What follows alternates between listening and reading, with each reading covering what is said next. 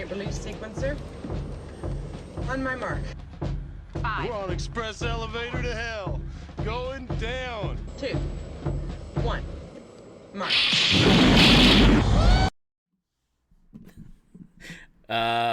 Why is that all bloody frozen? Welcome back to the Resupply with me, Guy Next Door, like immediately. And me, Than. Fucking hell. Bring you your weekly double tap of all things Space Marines and Laser Force. It's this weird thing that Discord does, right? If you have Discord not full screen or not in the main screen, it freezes the video conversation. It's really dumb. Right. Hello, fellas. How are we? How you guys doing? Chat is small. Good IRX site.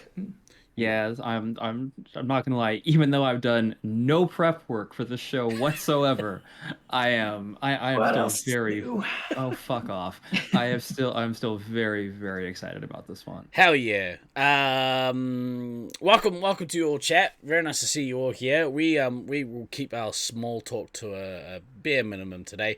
So Stallion, I asked just before we went live how you spell jewelry, and that's the spelling that I got from the two Americans. Technically, I didn't tell you how to spell it. You just asked it's jewelry, right? I said it's jewelry, not but whatever you wanted to say. Whatever. I didn't actually spell it out for you. Definitely. So you can blame whoever you want. I blame both of you. I mean, what else is new? Yeah, that's gonna throw that out there. What else is new? Yeah, I rarely take any responsibility for the issues that I have. Use unnecessary letters. I hope everyone's had a great week. Boy oh boy, what a busy week it's been for the Resupply community this week. We did a bunch of stuff, and all of it was super fun. Most of it was super fun. We built some Lego, we watched a movie together. For some reason we were gods at Fortnite, but we'll talk about that in a little bit with our special guest. Does one really need to prep for Lord of the Rings? Surely we've seen it enough that we can almost quote it. I haven't watched that film. I haven't watched the film for about 15 years. I'm going to hazard a guess. I don't think I've seen it once, maybe, since outside of the theaters. So twice. Seen it twice before this week. So I watched it again. Steve is providing our everyman view of the film here, rather than the uber nerd that is the other people on this podcast. And much like the everyman, partway through the podcast, because it will be a long one, I'm going to take a nap, much like the film. So no, that's just jokes. Completed your Lasers theme graduation artwork. If you guys want to see it, I've had a look at it. It's in the Discord. Congratulations, Lucy. It looks bloody cool. Real cool. But anyway, we'll bring in our guest in a minute. Than, did you said prior to starting you wanted to like bitch about something? I mean, don't I always? No. So it's no mystery to everybody. Like the last few weeks, my computer has been twitchy at best, and I've kind of worked it down to, I think it's the power supply, which because just random intermittent issues, this, that, the other. Fine, whatever. So I figured the other day, I got done with work. I'm like, I'm gonna do some actual troubleshooting with some hardware monitors and see if what I think is happening is actually happening. And of course, could not get the issue to reproduce while looking at hardware monitors and seeing if there was just a voltage or wattage drop from the power supply to video card.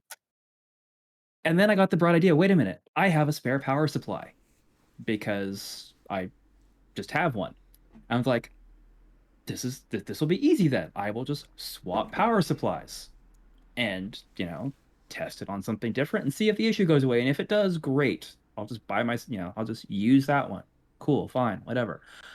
So I, do surgery on my computer, swap out old power supply, put in new power supply. And I mean, it's not the most difficult thing in the world to do, but it is, a little time consuming as far as that goes. put everything back together. Everything's plugged in. Everything's sorted. Turn the computer back on. Nope. Computer doesn't even power on. My backup power supply was fucking dead. So all the time, You had a backup energy, for that. all the time, energy and effort spent swapping power supply out for absolutely nothing because it was a dead power supply. Fine, fuck. At this point, I'm more irritated than usual because, as you all know, I run on a constant level of irritation. So I put my original power supply back in, get everything connected back up, turn my computer back on. No display. Neither monitor turns on. What? No. I know you work. I know this works because I just used this. But the monitors know they're plugged into something, because when I unplug them from the video card, they're like, "Hey, I don't have a signal." You turn everything back off, reopen the case, unplug all the power connections, replug them all back in, reseat them, put everything back together, turn it back on, and then it works. Order has been restored to in the universe. But it was 2 fucking hours of basically surgery, putting back together, finding out shit didn't work, and then surgery again to put stuff back together, to have it not completely work, to have to do a little more to finally get it to work, to get it back to exactly where it was when I started. You could have watched 2/3 of Lord of the Rings. Literally about to say it. Put together. Just about to say exactly the same thing. Did you try throwing the power supply into the fire to see if it would make any letters pop up along the edges of it, to see if you had the one true power supply? No, I did not. Although that may have been a little more useful as far as that goes. But for fuck's sake, yeah, it's like hour and a half, 2 hours to get right back to right where I was when I started, and still not have the bug repro on the old power supply. Boy, that was a long story. Get ready for those. We got a lot of those today. Oh, goodness me. Quality entertainment here, kids. Speaking of quality entertainment, I'm going to cut your story off short. I found myself that's it, I'm done. Super distracting. Yeah, that's the story. If you guys want to check out Than's band, and you should, because they're awesome. They just released their second... first album. First album. First for the album, Jet Noise. Yeah, first album and last album for the band, because, I'm leaving Texas, so we're going to release one and we're out. We're done. Yeah, that's right. One and done. Yeah. Check out the link in chat. Highly recommend you pick up a copy if you would like to show Than some aroha, some love for the work that he's put into making music. And I was thinking about it this week. I love the album name. I think it's such a good album name. Why won't my friends help me move? It's good. Very fitting now. Yeah. Really. Yeah. But I really like it.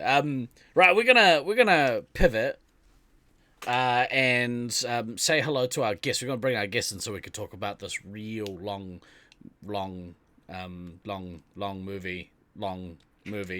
But You like Marvel movies. You're not allowed to talk about not liking long movies. No, I didn't say I didn't like it. Just it was long, and I've never seen the extended cut because I've only, like I said, I think I've only seen Lord of the Rings once. I have seen it. I watched it on a plane. I watched all 3 on a plane trip to the States one time.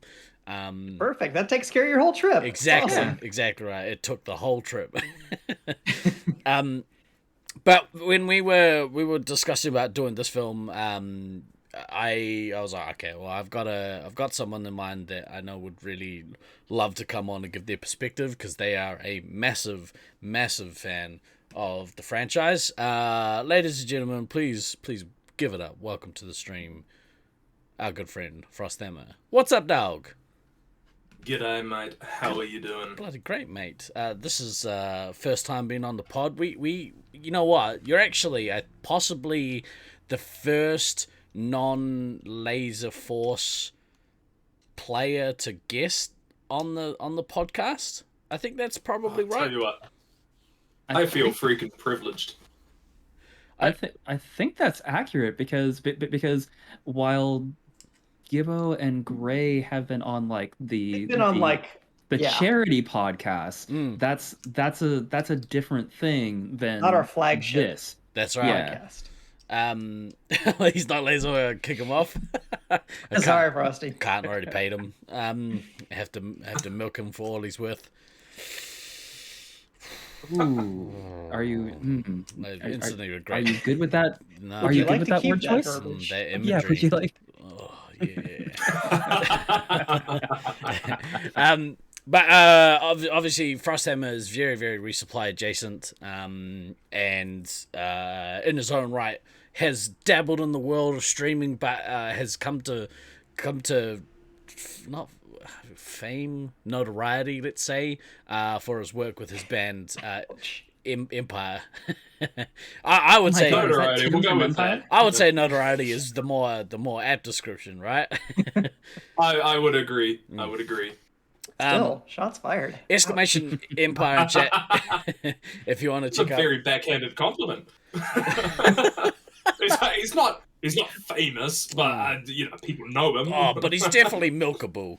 So if you want to, yeah, check out his band Empire because they are pretty fucking sweet. And you guys got some new music on the horizon, I believe. At some point coming soon. Can't reveal when, but it's coming. It's coming. We've been working on it quite a lot. Myself and our vocalist Diego have been tirelessly at work re-recording the guitars for probably the third time. As we've gained some new perspective on how we want to record them. He's just joined a bit of a larger New Zealand band called Bullet Belt. And he recently spent some time in the studio with them, and we got some more perspective on what we kind of want the direction sound wise to go with the guitars. So we spent probably 2 entire days going through, and I think we got 2 more songs to go. Fucking sweet. Anytime my friends release new music, I'm very, very excited. Let's I could talk about music with you all day, but let's put a pin in that. We're gonna talk about another one of your passions. Yeah. So Yeah, buddy. For those of you who don't know, we took this idea from a show over on YouTube. DK, what's the channel called? The Ringer. The Ringer. They do a Rewatchables show, and their podcast is obviously much, much better than this one, but they get paid to do shit. Just say different. Just say different. Yeah, but it's milkable. Better. It's not better or worse. It's just different. It's quite good. Everything's milkable if you try hard enough. I've listened to a bunch of their shows. I really I watch the film Heat off the back of their recommendation because it's one of those films that's like amazing, but I'd never seen. So I was like, oh yeah, we're gonna give it a hoot. Now we said if we're gonna do this type of format, we'd like to make sure that it's Laser Force relevant, I suppose. If we're gonna it is. Do a film. So how does this film tie into our scene? Hey Tucker. Well, I will give you several reasons. Ooh. Number one, many of the sound effects from our Laser Force Dungeons and Dragons game are drawn, I guess, not from this film, but from the 1978 version of Lord of the Rings. Many of those sound effects, including the introduction with the repetition of the One Ring poem, are from the 1978 film. Of course, somebody who is a Space Marines player and Resupply mainstay, Stallion, was involved in the production of one of said films as a elf member of the in the Battle of Helm's Deep. So that's another reason, of course. And I do believe in the UK they refer to their Dungeons and Dragons format as Lord of the Rings, is how it's listed in many of their computers. So those are all, I think, very good reasons why this film is definitely important to Laser Force in general. And I mean, of course, to your fair country of New Zealand as well, where it is Yeah. kind of a big deal. Yeah, Just kind of. It's one of the things that we have, that and like Yeah. sheep. Yeah. Well, we'll get to that in half-assed internet research. Rainbow's End's a close third, but you know that's the sapphire that is the jewel and the crown of New Zealand exports. Anyway, so yeah, okay, that ticks enough of obscure boxes to warrant us doing it in this format. So we've got a bunch of categories that we try to tick off when we talk about the film. We did And we're gonna tick people off. It's what we do. we went and we did a watch last night. I really enjoyed it. The only thing that sort of soured the milk, if you will, was there was roadworks happening outside my house. I got a email a couple of weeks ago from the power company saying, "Hey, we're turning the power off to your neighborhood on this date from this time." And I was like, "Oh fuck, that's when we're gonna watch a movie. Oh well, let's try and cram it in anyway. We should have heaps of time. We'll start early."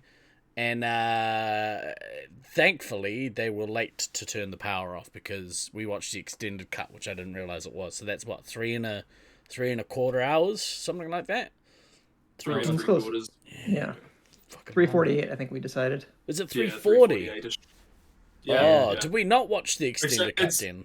No, we did. So it was about, when we were watching it, we watched about 3:25, and then the credits take up the rest of that. Oh, okay. Oh, wow. So well, let's say 3.5 then. We'll just say 3.5. Is that like 30 minutes of credits? No, probably not. But we, like, the credits are pretty long. But I think it was about 3.5, 3:25, something like that. I can't remember. But the extended edition is 3:48 that we were watching. Okay. I liked it. I did notice some of the parts that I hadn't seen before, and you know, it was fairly clear which parts they decided to cut out because you know, editing is good. But yeah, it was the thing we don't do on this podcast, you know, anymore. But yeah, I enjoyed it. So shall we? Do you guys want to wax poetic a little bit about it before we get into the categories? Yeah, shall I do my unofficial recap of the film here? Yeah, please. Yeah, do your unofficial recap, and then we can move our way into the categories. Do one serious and then one slightly more comical. Oh, it's like all right, here photos we go. at a wedding. Love it. 3 rings for the elven kings under the sky, 7 for the dwarf lords in their halls of stone, 9 for mortal men doomed to die, 1 for the Dark Lord on his dark throne, 1 ring to rule them all, 1 ring to find them, 1 ring to bring them all, and in the darkness bind them. Let's rock! Woo! Yeah. Lord of the Rings is the story of a third world dictator who had his hand amputated and favorite piece of jewelry stolen, only to try to find it a few thousand years later. And then we get a reverse heist film, complete with putting a crew together. This band consists of 4 country bumpkins, a landlocked pirate who lost his razor, a dude with daddy issues, a short guy with an anger problem, a model who takes immaculate care of his wig in between archery sessions, and a weird old man who enjoys shouting matches against other immortal beings. The rest of the story chronicles this multiracial, sort of, crew who walk from one place to another to toss that piece of jewelry into a volcano. Along the way, they fight lots of orcs and a big fire demon, and they encounter 2 of the only 3 women in the universe. But it's sad times at the end when the band breaks up because old man falls down a hole, daddy issues starts feeling like a diva around the ring, 2 bumpkins get picked up by the Keystone Cop orcs, and the other 3 guys have to chase them down, leaving only a scion of the lesser hobbit gentry and his gardener to get rid of the evil bling. Wait, what do you mean? We have 6 more hours of this? Good Lord. And that's Fellowship of the Ring. Nailed it. Well done. Well done. Perfect. App description. G'day, Boneyards. How the bloody hell are you, mate? We were just talking about you. I joke because I love. Oh, I thoroughly enjoyed that. That's my new go-to description for this movie. Can you update the wiki? That'd be awesome. I reckon they No should problem. make an abridged version of the film like that. Was that original material, DK? Yes, it was. Yeah, DK's That was written by me in my fever dream imaginings in between grading sessions this last week. DK is Well, I'm is- glad that you had something to keep yourself sane with while you were grading, because Semi-sane. that was pretty fucking fantastic. I agree DK with is the Dahlia. most Great. underutilized asset that we have on the show. We're like, hey, DK, It's not as good as the guys who wrote up a version of Lord of the Rings that's like somebody like translating their homebrew D&D campaign into how Lord of the Rings is produced. But That's awesome. it's something. We need to milk him more. We absolutely do. Please don't. Oh, come on. We're gonna have to start charging more for subscriptions for that. Hey, you told me what happened in Colorado stayed in Colorado. Exactly. Get some edibles in them. Who knows what's gonna happen? So yeah, let's jump right into some of the categories. I think first we should have Frosthammer tell us about that's a why good he idea. loves Lord of the Rings so That's much. a good idea. Why do I love Lord of the Rings so much? Man, that is a question that everybody that loves Lord of the Rings must ask themselves. Why do we love it so much? And I think it's really difficult to pin down, but I did see it when it did come out in cinemas. I think I would have been about 7. Oh so I God. was a young fella. Fuck. Yes, I know. Would have been about 7. It was the first and last film, I think at the time that I was taken to, that came out fresh by my dad, and like I just fell in love. I'd never known anything like it. I'd never seen anything like it. It was my first delve into fantasy. I didn't know what D&D was outside of that or anything, and I saw it, and it just blew my freaking little mind. It's the first time I'd seen like an elf. It's the first time I'd seen demons and wizards and shit, and it was just amazing. Like, how could you not love that?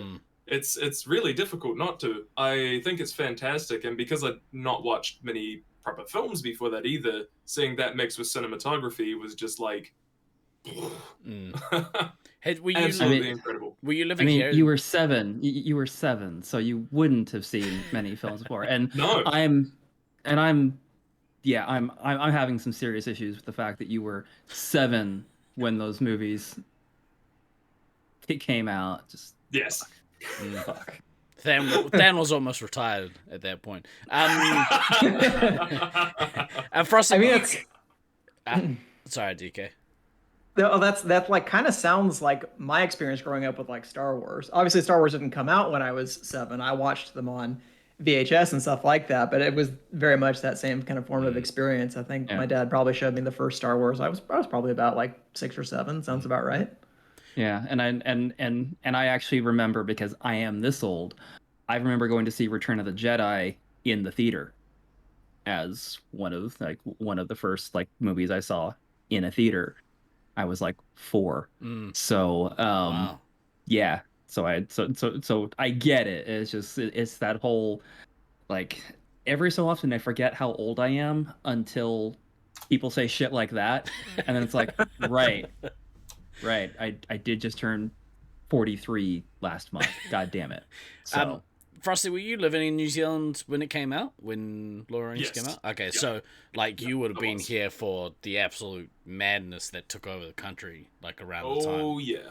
It it gripped, man. Like it was everywhere here. Not that I remember it. Like, not that I remember any of that at the time, because Right. none of my memories, until I was like a teenager, stayed informed.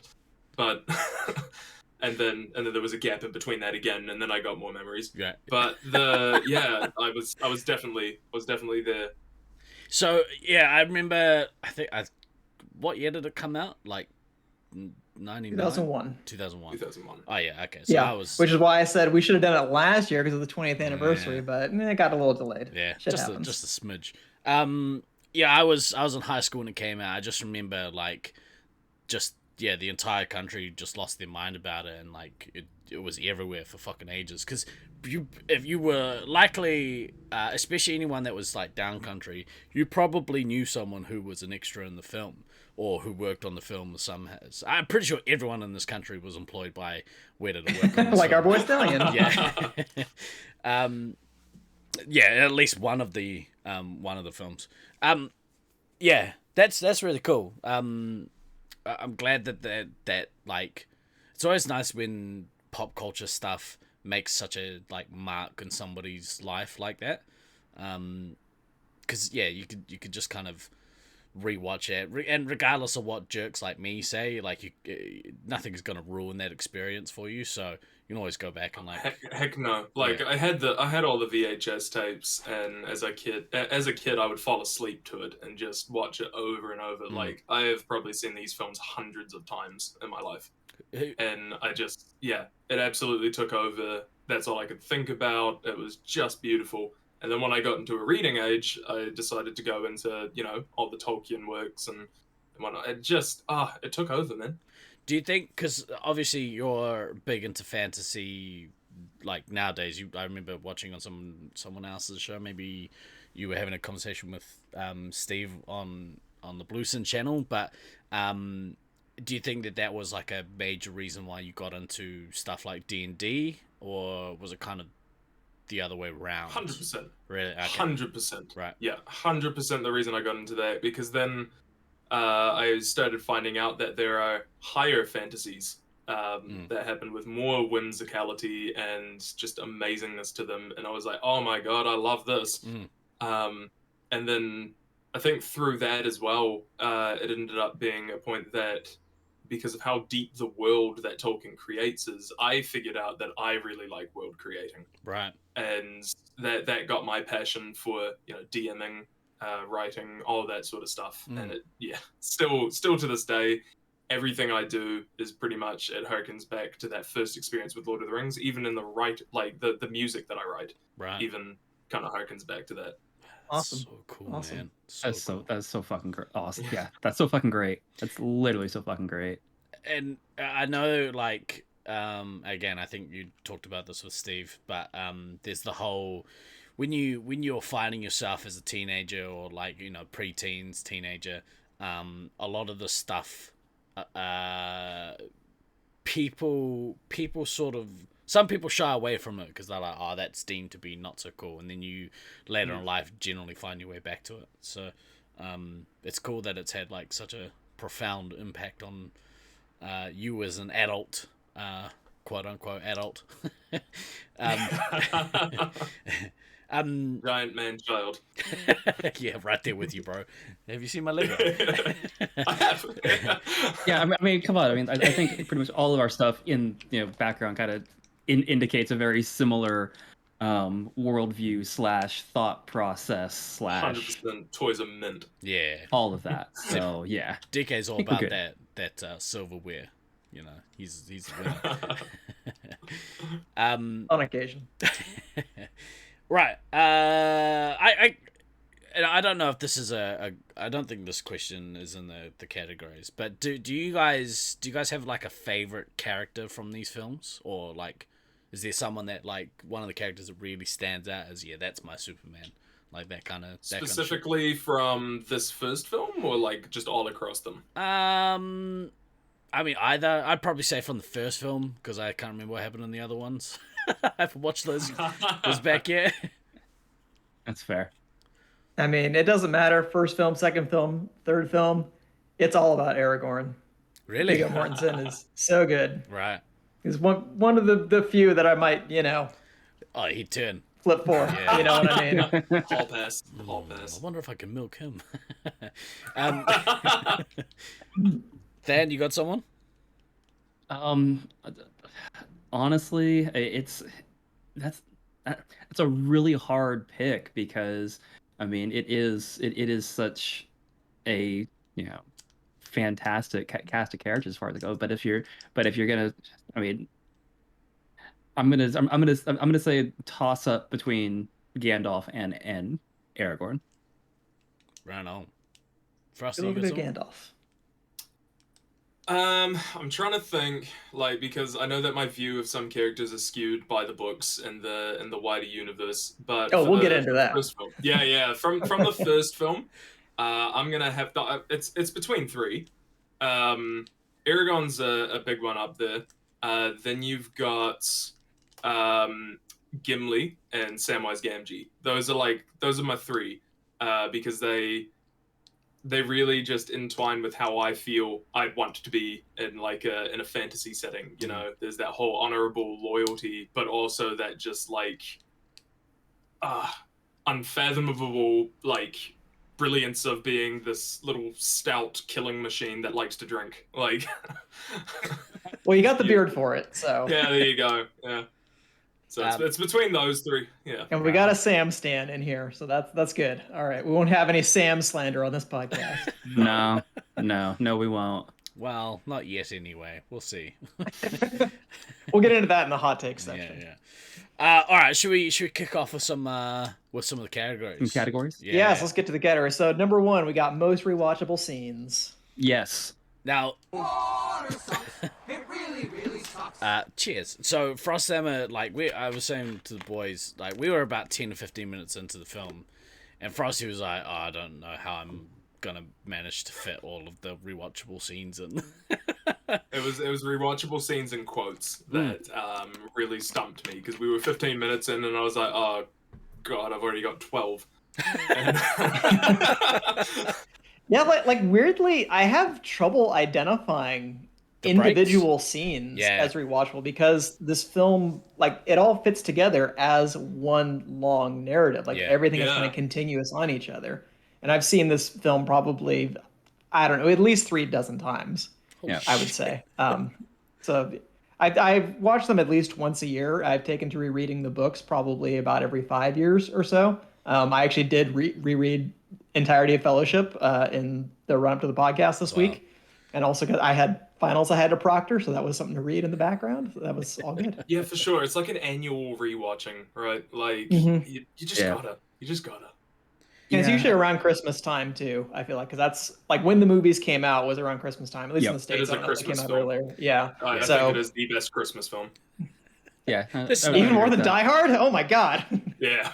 We can have that fight later. But Stallion makes the comment in chat the Balrog scene. I mean, I think yeah. that I mean DK, I do agree with you. Like trying to kind of segment out the scenes is very difficult because this is one of the few movies that Balrogs. like when you watch it, there's no jarring between scenes. Everything is just flowing. There's no, you never get the sense, especially in the extended cut, you never get the sense of I feel like there's something missing. I mean, in the theatrical cut, there were maybe a couple little points where it's what was missing, and then the extended cut comes out, oh, well, that makes more sense.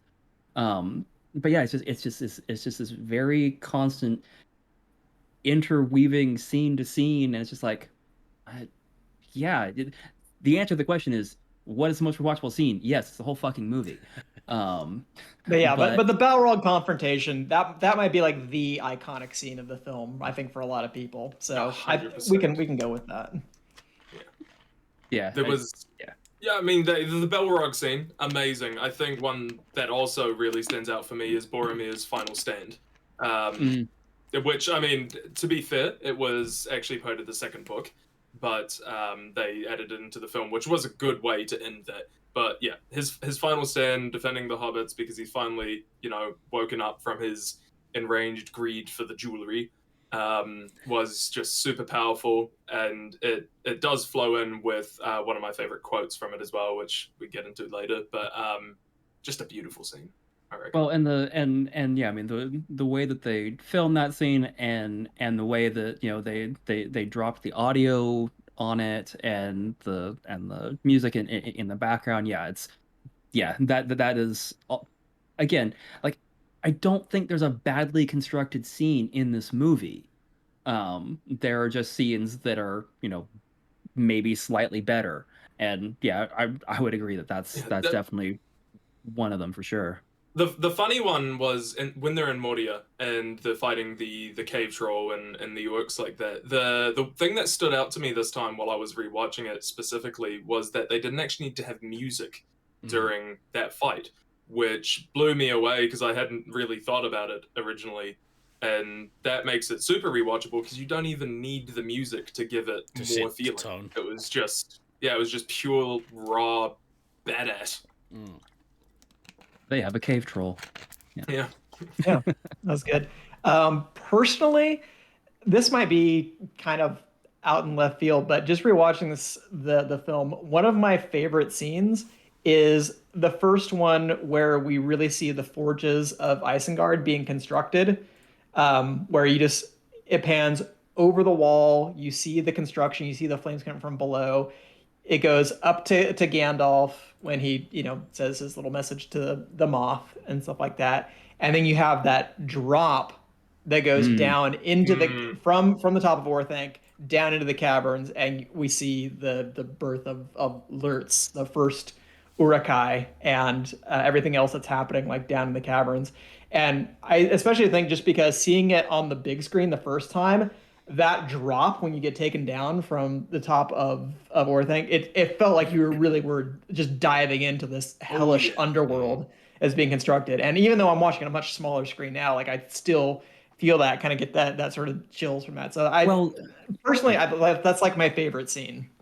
Well, and the other part to that is like remembering that scene within the context of when that movie came out. Like that was 100% like not any type of common shot that you would have gotten in any other movie. I mean, like now, a shot like that happens and you're just kind of like, okay, whatever. That's standard at this point. But at the time that Fellowship came out, like that sort of, diving, like essentially in quotes drone shot. I mean, I know it's not a drone shot, but it's CG, but still. Yeah, you understand what I'm saying? Like that was not something that was necessarily in the common language of filmmaking at that point. It's like the Matrix with bullet time. Yeah. The first time you saw that, you were like, what the fuck just happened? That was different. And that scene, like, yeah, I can definitely remember back, like watching it in the theaters and getting that kind of roller coastery feel and just going, whoa, what the fuck? That was awesome. Yeah, absolutely phenomenal. Yeah, also stabbing. I like the stabbing. I love how Steve-O's eyes have just kind of like glazed over as DK, Frosty, and me just like, are like waxing poetic. No, I enjoy it. Like what it makes me think of it is you guys feel about this film the way I feel about like the Avengers films, and a lot of the MCU, because like the way you passionately speak about it, I enjoy listening to it. You know me, I like to say things. It's really hard for me when I don't have a thing to say to like to just be quiet. But we talked about it before. I don't add a whole lot to this particular film. But do you have a favorite scene? Just from, like what you want? Yeah, so it actually is the stabby scene. When the wraiths stab Frodo on top of that like Weathertop, yeah. house, and old people house, and then and then he has to fight the wraiths. I thought Aragorn fights the wraiths off. That's really cool to me. That just the lighting and stuff, and like that top down view of the wraiths closing in on them from all sides, like really, really cool. It's called listening. Yuck. Steve-O doesn't listen. We all know that. No, if it looks like I'm bored, I'm really not. I'm actually listening. I do have another scene that me and Steve actually agreed was amazing during the pass of Caradros, when they're going across the snowy little ledge, right? And they're having the Battle of Words. and the lightning hits it, and all the snow's coming down on top of them and stuff like that, and it just looks amazing. But Like they didn't overdo it with the magic or anything like that. They just it was beautiful. what I especially love about that scene is faintly hearing Saruman on the wind. Like I think it's such a nice touch. Yeah, well, a fell voices on the wind is, it's just So hearing good. them go back and forth, like when it goes back to Isengard and you hear him, Gandalf even shouting back. It's very, very well done. I love it. It's so cool. That makes Yeah, the we were scale frothing of over it. Yeah, it's so good. Yeah. I'm also like just that. There's a whole like, and like you said, Than, to your point, like the whole thing just is the best scene. Flows. But there's a lot of stuff that that involves the race that I absolutely love. Like like when they like crawl over the log to try and find the hobbits, and when that one chases Frodo down the little dock and he jumps onto the boat, like I love that. And then the very quick shot of them in the tavern, synchronized stabbing, which soon will be an Olympic Your event. favorite sports? Yeah. Next Olympics, fun note stabbing. about that scene where they're hiding under the tree when the Wraith first appears. That's actually the first scene that they shot for the entire film. Oh, really? Ooh. Yeah. It's really we cool. got into some trivia early. It's so menacing. Well, just because you brought it up, there's too much. Yeah. It's so menacing. I do find it amusing how they just biff a bag of potatoes, and the Wraith's like, "Oh, I'll go over there," and then somehow they get away. But whatever. You need these. Yeah. Oh fuck! I love starch. Well, I mean, we're gonna start nerding out early here. There is actually a reason for that, because the Wraiths, they actually have very poor like eyesight and hearing. So in the world of the scene, like that would distract them, because they can't actually really see the hobbits very well. I get that. It's just that when he goes over and sees that it's not the hobbit and it's potatoes, like they kind of firstly they kind of thrown it that far, and secondly like they will also make a bunch of noise as they scurry away. But you suspend these things for fantasy. Potatoes. Yeah, no, 100%. No, I agree with that. But what DK was saying, yeah, it was the whole thing that in the wider universe, once it's explained, yeah, it is the poor hearing, poor sight thing, and the only thing that was drawing him towards the hobbits in the first thing is that he could feel the pull of the ring. Yeah, as DK is showing you. But yes, for film's sake, it's probably not best explained. There seems to be, whenever you have a film based on a book, there's always the adage of, the book's way better. But it was awesome. Actually, it was really, really awesome watching this film with Frosthammer, because he was the color commentary during the film, and like could put a lot of things into perspective, like time frames. One thing I have an issue with this film is the scale of time as it moves through the universe. So when they are starting to clear the trees down to build the forge near, is it Isengard? All of a sudden there's a giant hole and there's all this industry and stuff. You're like, how much time has actually passed? How long's Gandalf been up that tower? Like all this stuff I kind of struggle with. But well, without all those regulations and bureaucracy, they can just get to that strip mining pretty quickly. Like that's just a weekend's work right there. Fuck you, nature. Well, it was like between when. Oh, by the way, he was on top of Isengard. For 2 months. Okay. But when it was like when I was explaining to you the time gap between when Gandalf goes to search, for answers about the ring, and when he comes back to grab Frodo, was a period of 17 years, 17 which is not very well explained at all. During the movie, Well, which makes sense because you That's can't. clearly not the scale in the film. Yeah.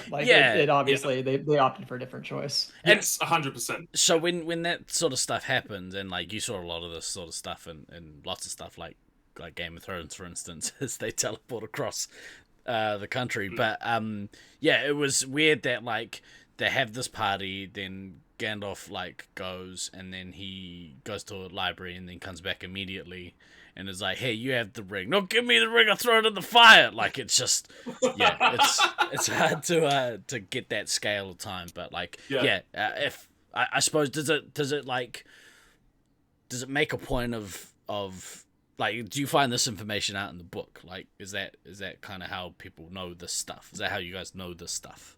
Because it's in the book. Basically, yeah. Okay. Yeah.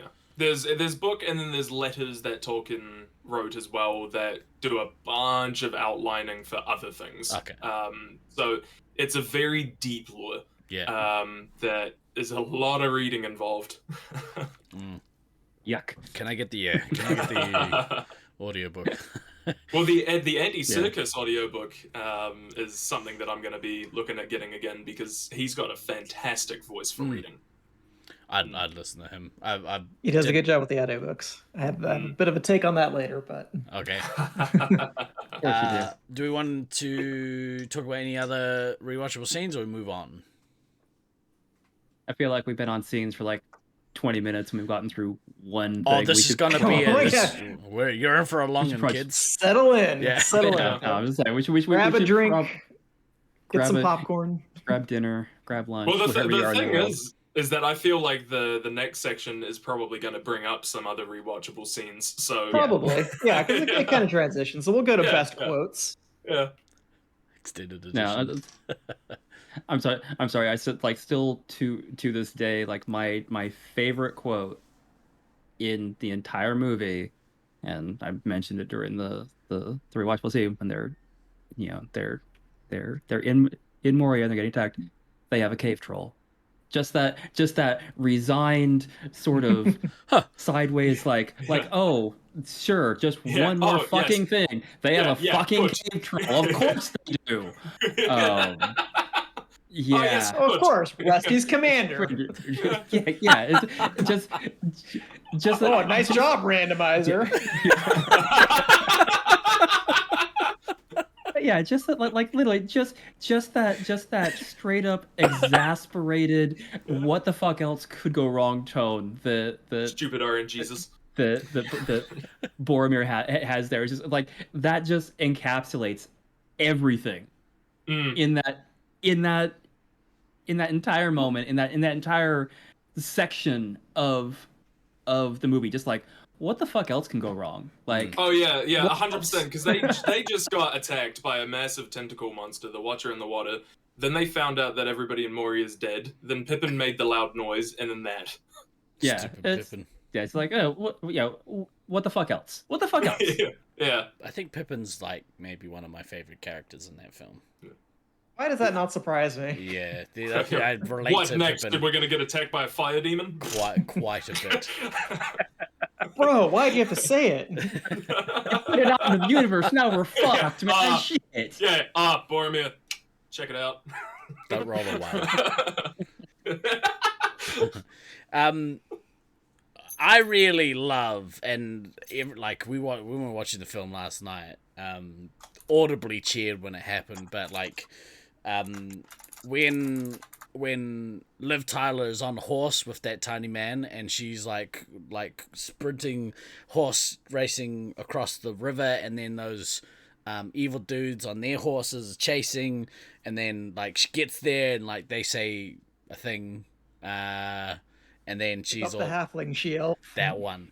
Yeah. Yeah. And she's like, if you want him, come and claim him. Oh, so badass.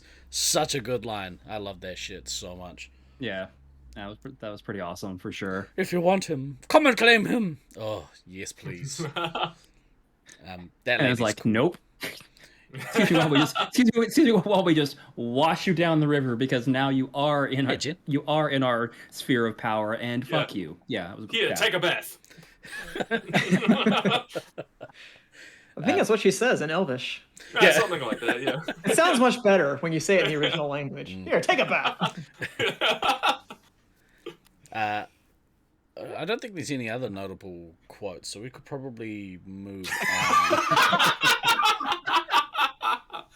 I mean, it's not really in this film, except maybe for once or twice. But obviously, I think just referring to things as "My precious" has become maybe like the most impactful line in the films as a whole. But I'll get into a little riff on that later.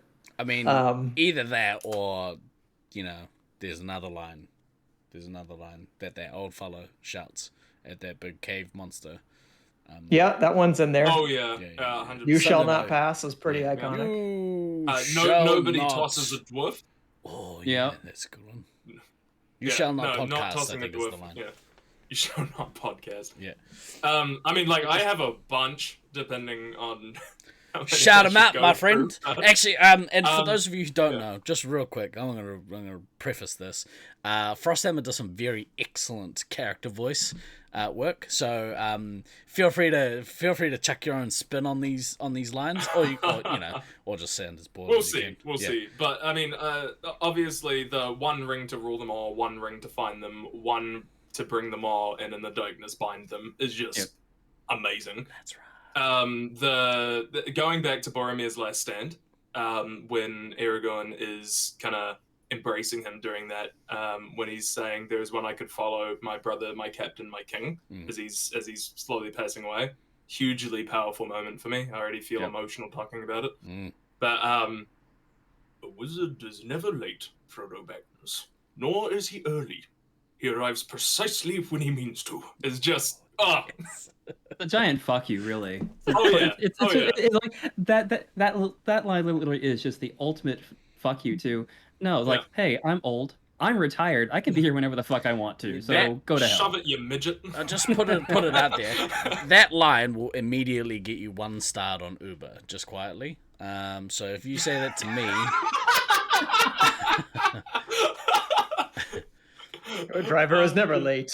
The other one, another one from Gandalf, is when Bilbo is accusing him of wanting the ring for himself, and it starts to get all dark and creaky, and "Do not take me for some conjurer of cheap tricks." Is just gives me chills. Gives me fucking chills. so good. And that ties back to like how that scene is filmed and the relatively subtle but not subtle effect of him, looming and the voice processing and everything that they did with that, like the absolute, great work that they did with that scene to support that line, to make it that much more impactful. It's like, yes. And I think you also finally get the sense of oh shit, he does more than fireworks. Like, and it's just like, oh god, okay, He's just I scary. think I've had to use that voice once or twice in some rough discussions we've had over the years, and Laser Force.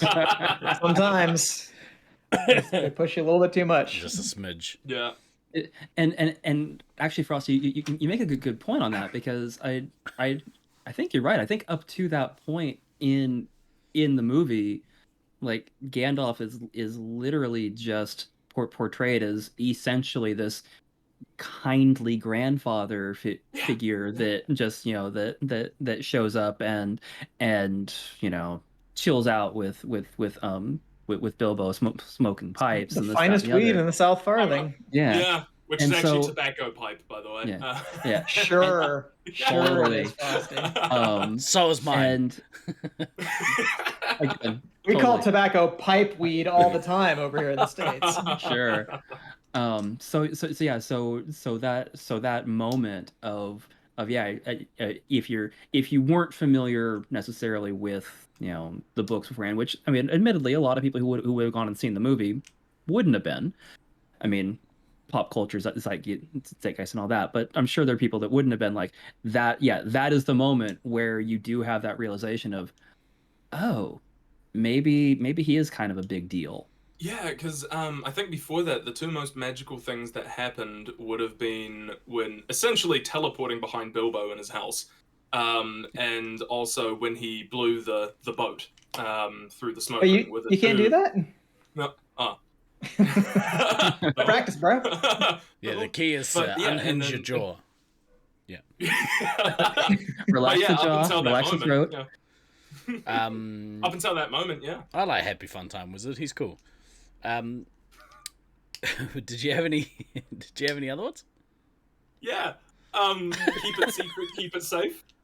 Keep it secret, keep it safe is one of mine as well. Also, yeah, when they're in Brie, this, my friend, is a pint. Yeah. It comes in they come in pints? pints. I'm getting one. Yeah. Yeah, the Hobbit realization that they could actually get something in a size that might actually maybe quench their thirst a Mess little them bit. up. Yeah. Maybe. If anything, I feel like a pint should be slightly larger by a scale next to a hobbit, though. Like that tankard Yeah. didn't seem large enough, Nah. like relative to size. I'm like, a pint is quite large. Yeah. That's a kitty's pint. That's a kitty's pint. Another one was obviously the quintessential. But what about second breakfast? Like that's fantastic. One, yes. I had You Shall Not Pass. Nobody tosses a dwarf, but also when they're talking about eating the limber spread, it's like one small bite can fill the stomach of a full-grown man, and it's like, how many did you have? 4.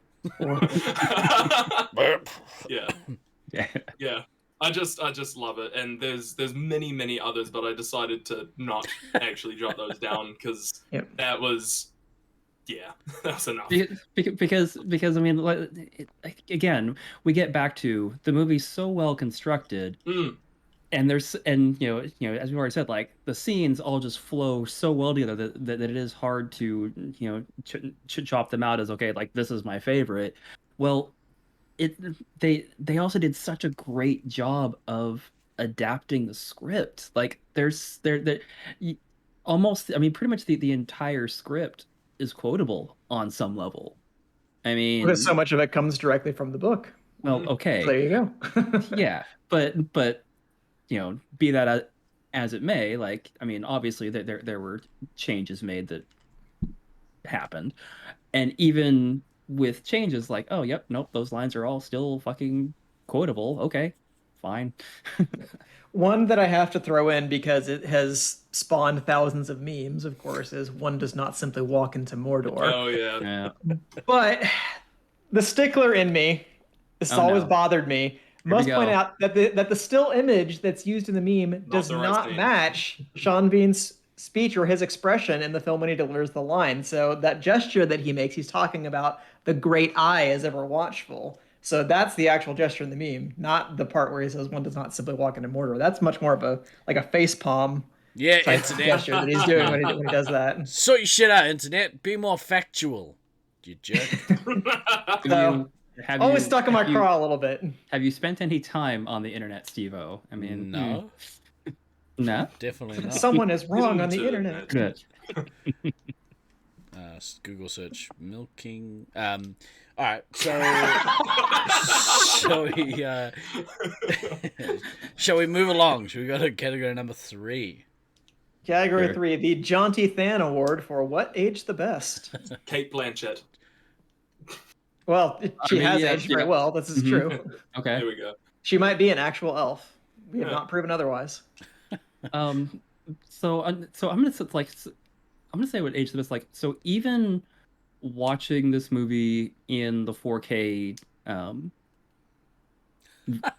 version of it, even with that, honestly, the effects still hold up 20 odd years later. I mean, there's always the fear when you upscale something into a 4K that wasn't filmed in 4K to start with, that now suddenly you're going to see too much, because a lot of times effects do actually are counting on that it's not in such high definition to kind of blend edges and shit like that.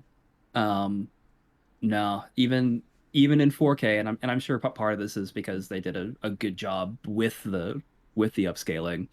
Even with that, the effects still really hold up. I mean, yeah, mostly. Obviously, on some of the massive fight scenes, like when you're looking at them, like even at the time you could tell, okay, yep, that's CGI, but it's not bad.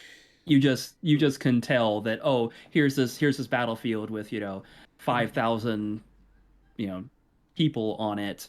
Yeah, okay, but it's not bad. It's not bad enough to break you out of the experience, at least in my Right. opinion. And because they intersperse with enough practical effects, like most of the orcs they use look like they could actually be organic creatures and things like that. Yeah. There's a couple of rough cuts. One that I noted when Legolas jumps off of the troll's back. That one's a Okay. little rough in retrospect, but really in comparison with how, say, the Hobbit films, which I don't, we can leave that for what's age the worst, but like by comparison with how much bad CGI there is in those films because it's used as a substitute for actual storytelling, but that's a whole other conversation. It's held up pretty well. Like it actually it handles well. Stuff like the Balrog looks great, and Yep. if the Balrog looks bad, I don't think this film is remembered as fondly.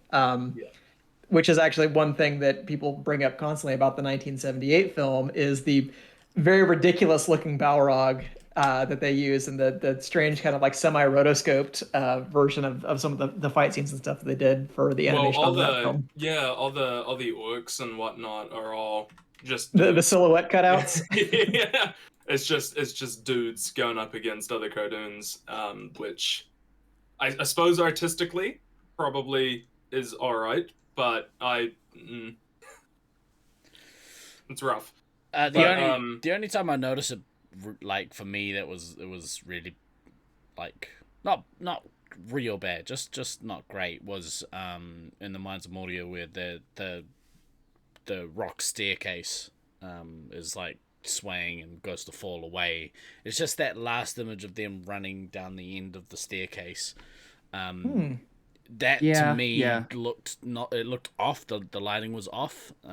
But that was for me the worst of it, and it's not that bad considering the film is like 20 years old at this stage. Like any Yeah, and any films Yeah. that are using those practical effects seemingly just they hold up much better than just straight Well, like CGI. to stay in the fantasy genre, to consider something that came out within like the last year, look at the quality on this compared to say Amazon's Wheel of Time, which had some really real rough kind of CGI stinkers that was in there when it came to practical effects Right. and when it not came to like wrong. making creatures that looked believable. Like this 20-year-old film does a much better job with that. Now, part of that is also how much money and time and stuff like that went into the production, but still, that stuff, even though the technology has advanced so much, you can't skimp on that kind of stuff. Yeah. It has to be deliberate kinds of decisions that are made between producers, directors, editors, cinematographers. It takes an entire team, and when it looks good, it's great.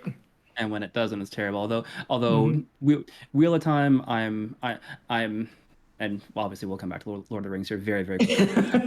Very Say that quick for a different aside.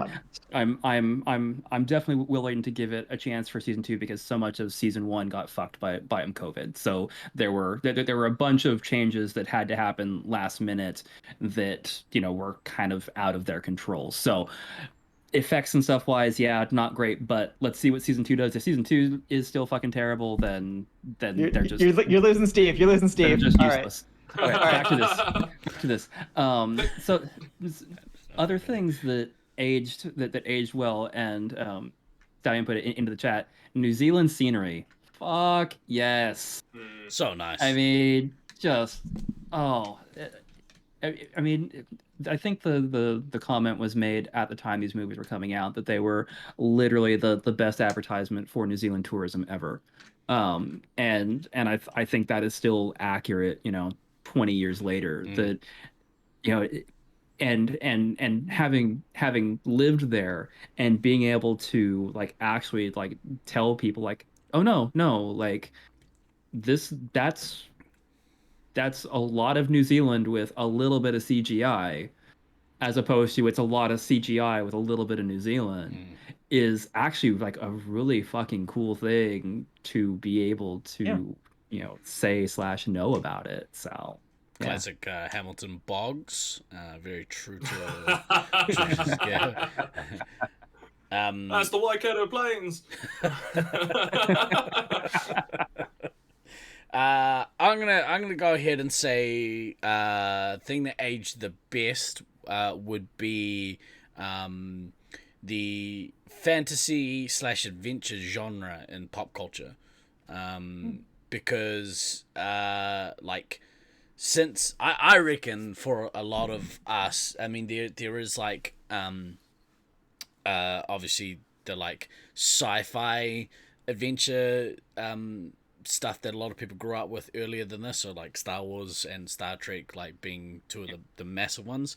For people like of my age, for Frosthammer's age, DK, and Than at a push, like I'm just saying like no, it's fair. Yeah, because prior, like we're in that age bracket where like I think the fantasy side of adventure genre like was kind of like it existed, it just wasn't like popular, and then as we've grown up, there were few and far between examples of like actual good fantasy genre films that were on there. I mean, you had Conan the Barbarian, you had Willow, you had some cult classics, but other than that, there was not a lot of great stuff to hang your hat on. So it definitely kind of reintroduced that as a viable kind of film genre and getting that onto the screen. Yeah. Like you don't cult classic. Kroll is definitely very much in the cult classic section there, but yeah, you certainly don't get an HBO commitment to something like Game of Thrones without the success of these films. Oh, yeah, that would be my take on it. Something that sorry. No, I was gonna say, do you have anything for this? Yeah. Oh yeah, the sound design aged perfectly. Like at this point, I don't think I have a bad thing to say about the sound design whatsoever. The music even is just out of this world. Howard Shore's score for this is fucking amazing. Really. And then just general sound design, like the bell rug roaring for one thing, it still sounds in headphones even still sounds like what it sounded like in the cinema. And the sound design for the troll roar is equally as amazing. It's just a very angry horse, but it melds so well into it. And then just everything about the sound design they did so well. I hate the sound of the wraiths, and that's a good thing. Like the screech, the I hate it so feel much. uncomfortable. Yeah, and it's such a good. It's like sound. nails on a chalkboard type. It's so upsetting to me. Sounds like a sounds like when you get a stone caught in your sliding door.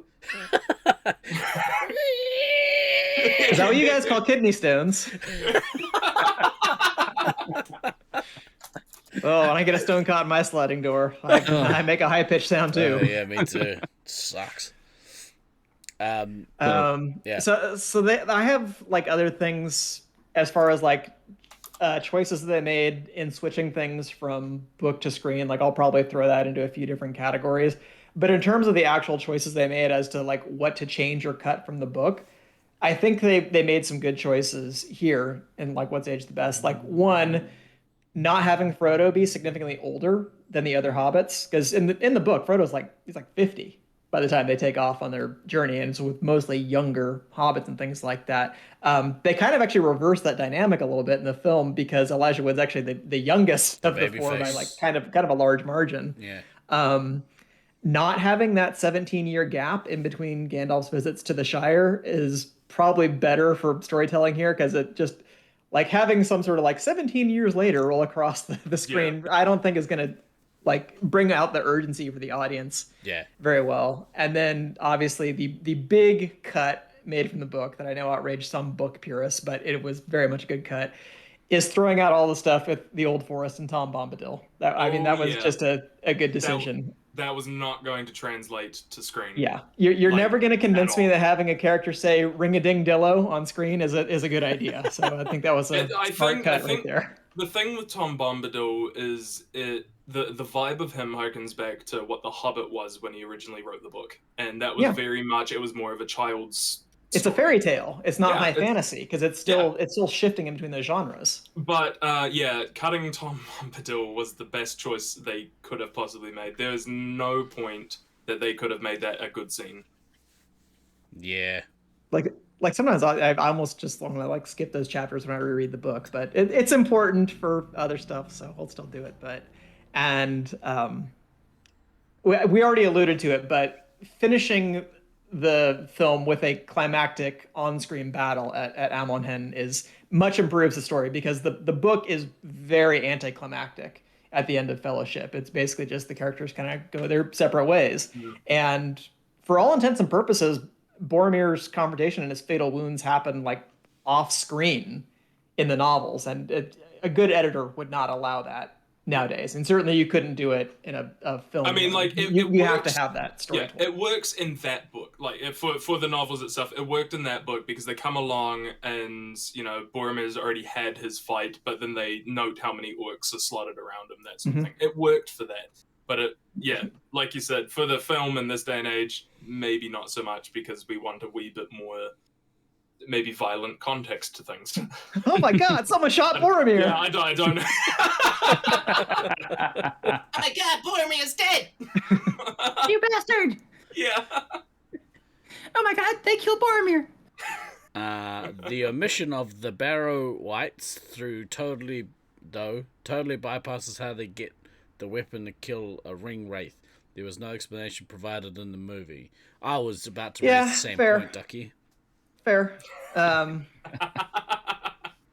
to me is a bomber deal breaker. Oh. Oh, shit. You're welcome. Oh my God. I've been cooking that one up for like the last 10 minutes ever since you said bomber deal. Phenomenal. Yeah. Phenomenal. I'm not mad, Steve-O. I'm just disappointed. You're welcome. I'm not either of those things. I'm quite proud. That's why Considering he doesn't know what a Tom Bombadil is. Yeah. I don't, Very true. is it Very pointy? I assume it's pointy. It's probably pointy. Oh, Tom, you're. Got the hole in my pants. You could see my bombadil. So do you have any other ones or? Other ones that we can get into, but I think we can move along to what's aged the worst if you guys are ready. Tom Bombadil. Certainly aged the worst. I only had one thing I felt aged the worst, and it's not even that big of a thing. It was the cave troll. Probably aged the worst just because they had a large CGI thing in a more than well lit room, and I suppose you could see all the faults and whatnot when it's upscaled to more HD things. But that's about it for me. Like, honestly, probably it. And you can even get past it too because it still looks good. Yeah, for the it's most still part. amazing. Yeah, I mean, and it's honestly like even it upsampled to 4K. I mean, yeah, okay. Is it a product of its time? Sure. But again, just like with the massive stuff with the battles, like it didn't break me out of my suspension of disbelief because I'm watching a fantasy movie.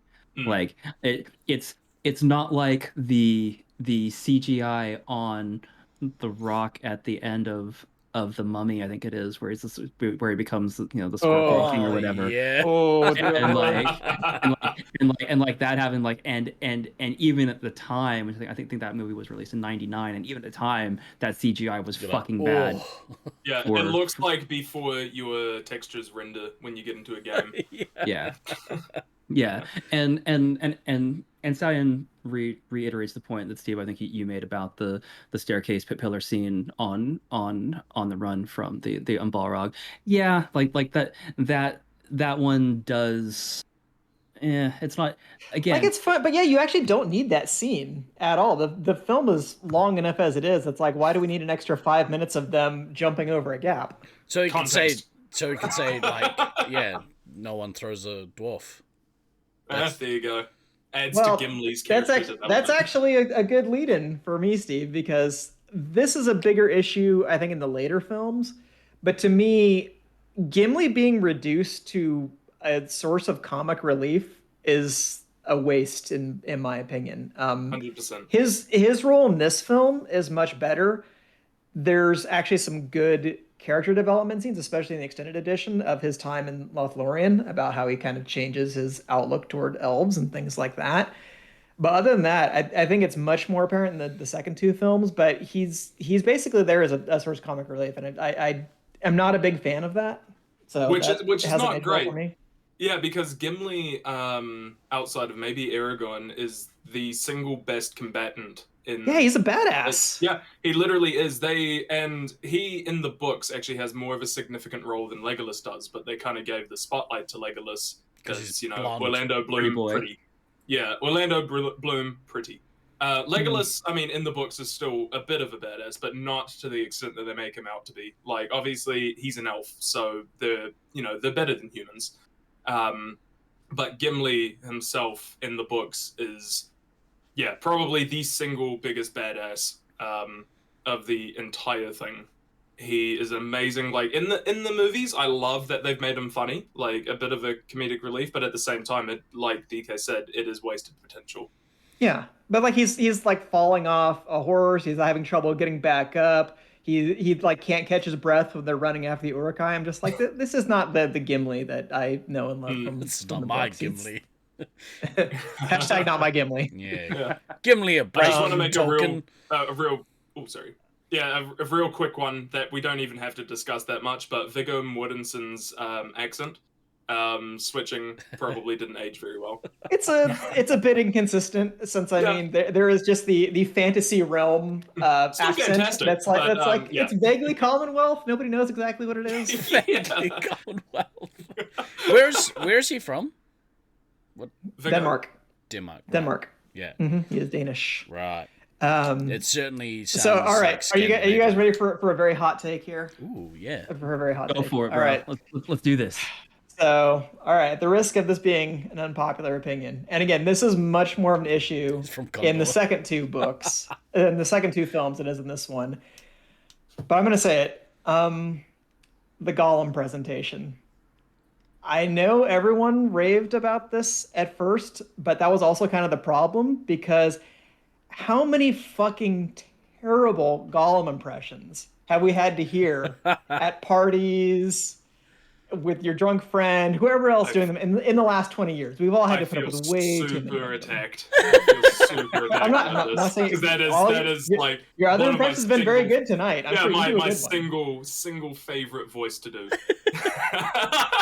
And it's a lot of people's favorite voice to do. It's just some people can do. I bet you can do it better than a lot of other people. And again, and there's nothing against Andy Serkis. Andy Serkis is an incredible actor, but just like I think that the choices around how they did Gollum, it's not really his fault. He gave us all the performance, but I never really pictured in my readings Gollum as essentially a 500-year-old toddler, which is what he is in the film. So that again, it's like the Gimli thing. I'm like, this just doesn't square with like my impression of the character.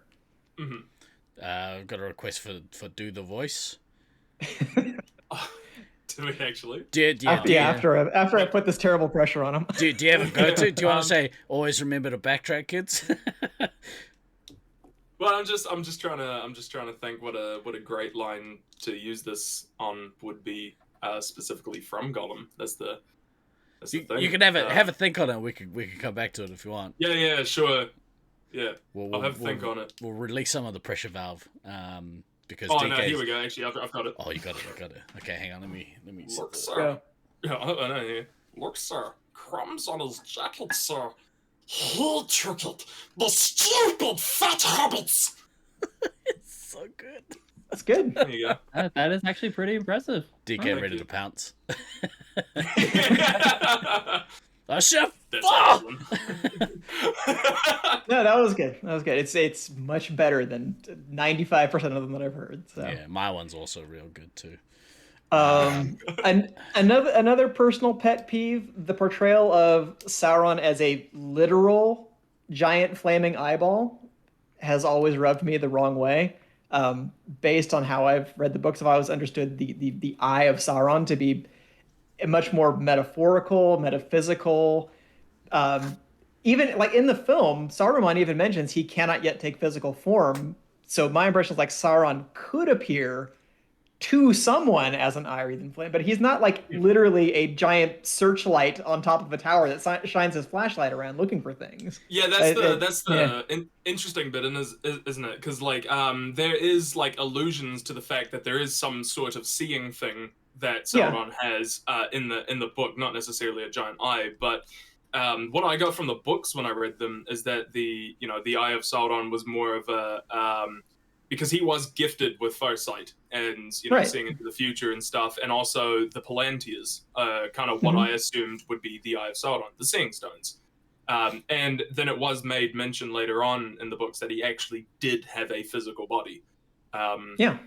So yeah, I always saw the eye as kind of like a portal. That's how I see it in the films. Like I see it like it looks like an eye, but it also to me looks like a portal. But yeah, looks like an oblivion gate. And it doesn't really get fully bad until I think the third film where you see it, and it literally has like a beam that's like moving around searching different things. I'm like, come on, man, this Sauron is he's a powerful being from another realm. He's like a demigod. He's not just a giant flaming eyeball. Hey, guest appearance. Hi, Hannah. Hi, Hannah. Hi, Hannah. I do like it because if he's got a beam. Don't worry. What? Huh? Oh. What'd you say? I have patents on. Don't worry. You do you. I mean, the more like the view, we'll get viewers however we need to.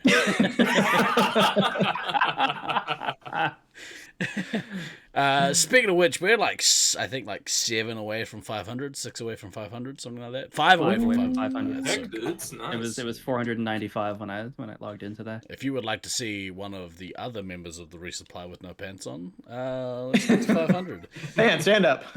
Resupply coming to you next week from a hot tub. No. We've actually talked about it before. Yep. Not us. I've talked about it. No. Milking the viewership. Dan, do you have anything in What's Age the Worst? I don't know, I think I've mentioned mine, just a couple of like little weird tweaky CGI things that aren't amazing, that you actually notice. But other than that, yeah, I mean it's this movie for me is like Aliens, in that it's amazing how well the effects hold up. So those couple little things, but other than that, good practical effects go a long way, right? Yeah, it's amazing. All right, let's go to 4. Should we go to 4? We're on 4 right now. Yeah. What's Age the Worst is 4. 5. That's what I mean. All right, 5. We have a renaming of the award. We've switched names again. We are now on the Cody Collins 10-10-9 heat check performance for the actor who wasn't in a lot of scenes but put up big numbers every time. Amazing. Hugo Weaving, surely. So let's put up our nominees here. So Hugo Weaving, not in that many scenes. He's in the film for maybe like 10 minutes, 10, maybe 15, including the start of the film. Yeah, he does have a little bit at the start there. Yeah, that's true. So yeah, not much at all, and then. Yeah, I mean, can we really just say like basically anybody who isn't in the Fellowship is potentially eligible for this award? Right. I was gonna put like Boromir, but like I suppose he's in the film a lot. But like, I find him to be one of the best actors in this film. Like he's so good. Every time he's in a scene, like I think is the best actor in the scene. He's so good, but maybe he's in too much of the film to be considered for this. Yeah, so it's not like really a heat check, but it is a great performance, and probably one of the iconic Sean Bean roles. Yeah. So yeah, all right. So we can throw Hugo Weaving in there. I mean, is Christopher Lee eligible here? I mean, such a big name, but again, Saruman he's only on screen for like what, 6 minutes? I suppose, but like, does it count that he's not in the film from that, because he is like the overarching like bad dude, right? Yeah, really more than And- Sauron. I think for the Yeah. first two films, like Saruman Yeah. really is kind of the Yeah, so chief like, I villain. mean, it's difficult to say because he's not in that much, I suppose, of the scene, but it's Christopher Lee, man. Yeah, Yeah, yeah. the So I'm like, commanding he voice. he has Yeah. a big advantage. Oh yeah. And this is why I'd asked before the start of the stream too. So if we're gonna say that Christopher Lee isn't eligible because he's too important of a character, I would also give a shout out to Lawrence Makware, who plays Lurtz, the leader of the Urukai. Is really great just in his physicality, the stunt performance that he does, just his imposing presence on screen, and there's nobody who says Saruman better than he does when asked about that. He doesn't really have. I think that's his only actual line. Oh no, he also says He also says, find the "Find the halflings." halflings." Yeah, Find the yeah. halflings is the other line. So not a whole lot of lines. I think he But just growls, too. is great. Yeah, he definitely growls a few times. He does return later in the trilogy as well. He also is the body double for the Witch King and for Gothmog, the orc general in Return of the King. So he comes back on screen and has a few more lines in those roles. But I think he's great here, and I find Lurtz to be really good as like an Urukai that you actually have to pick out as this isn't just a stock orc like. This one is actually a bit tougher. You have to watch out for this guy. Was he also in the first film? Because the wraith that stabs Frodo at Weathertop in the first film, that is the Witch King of Angmo. Was he also the body for that at the time?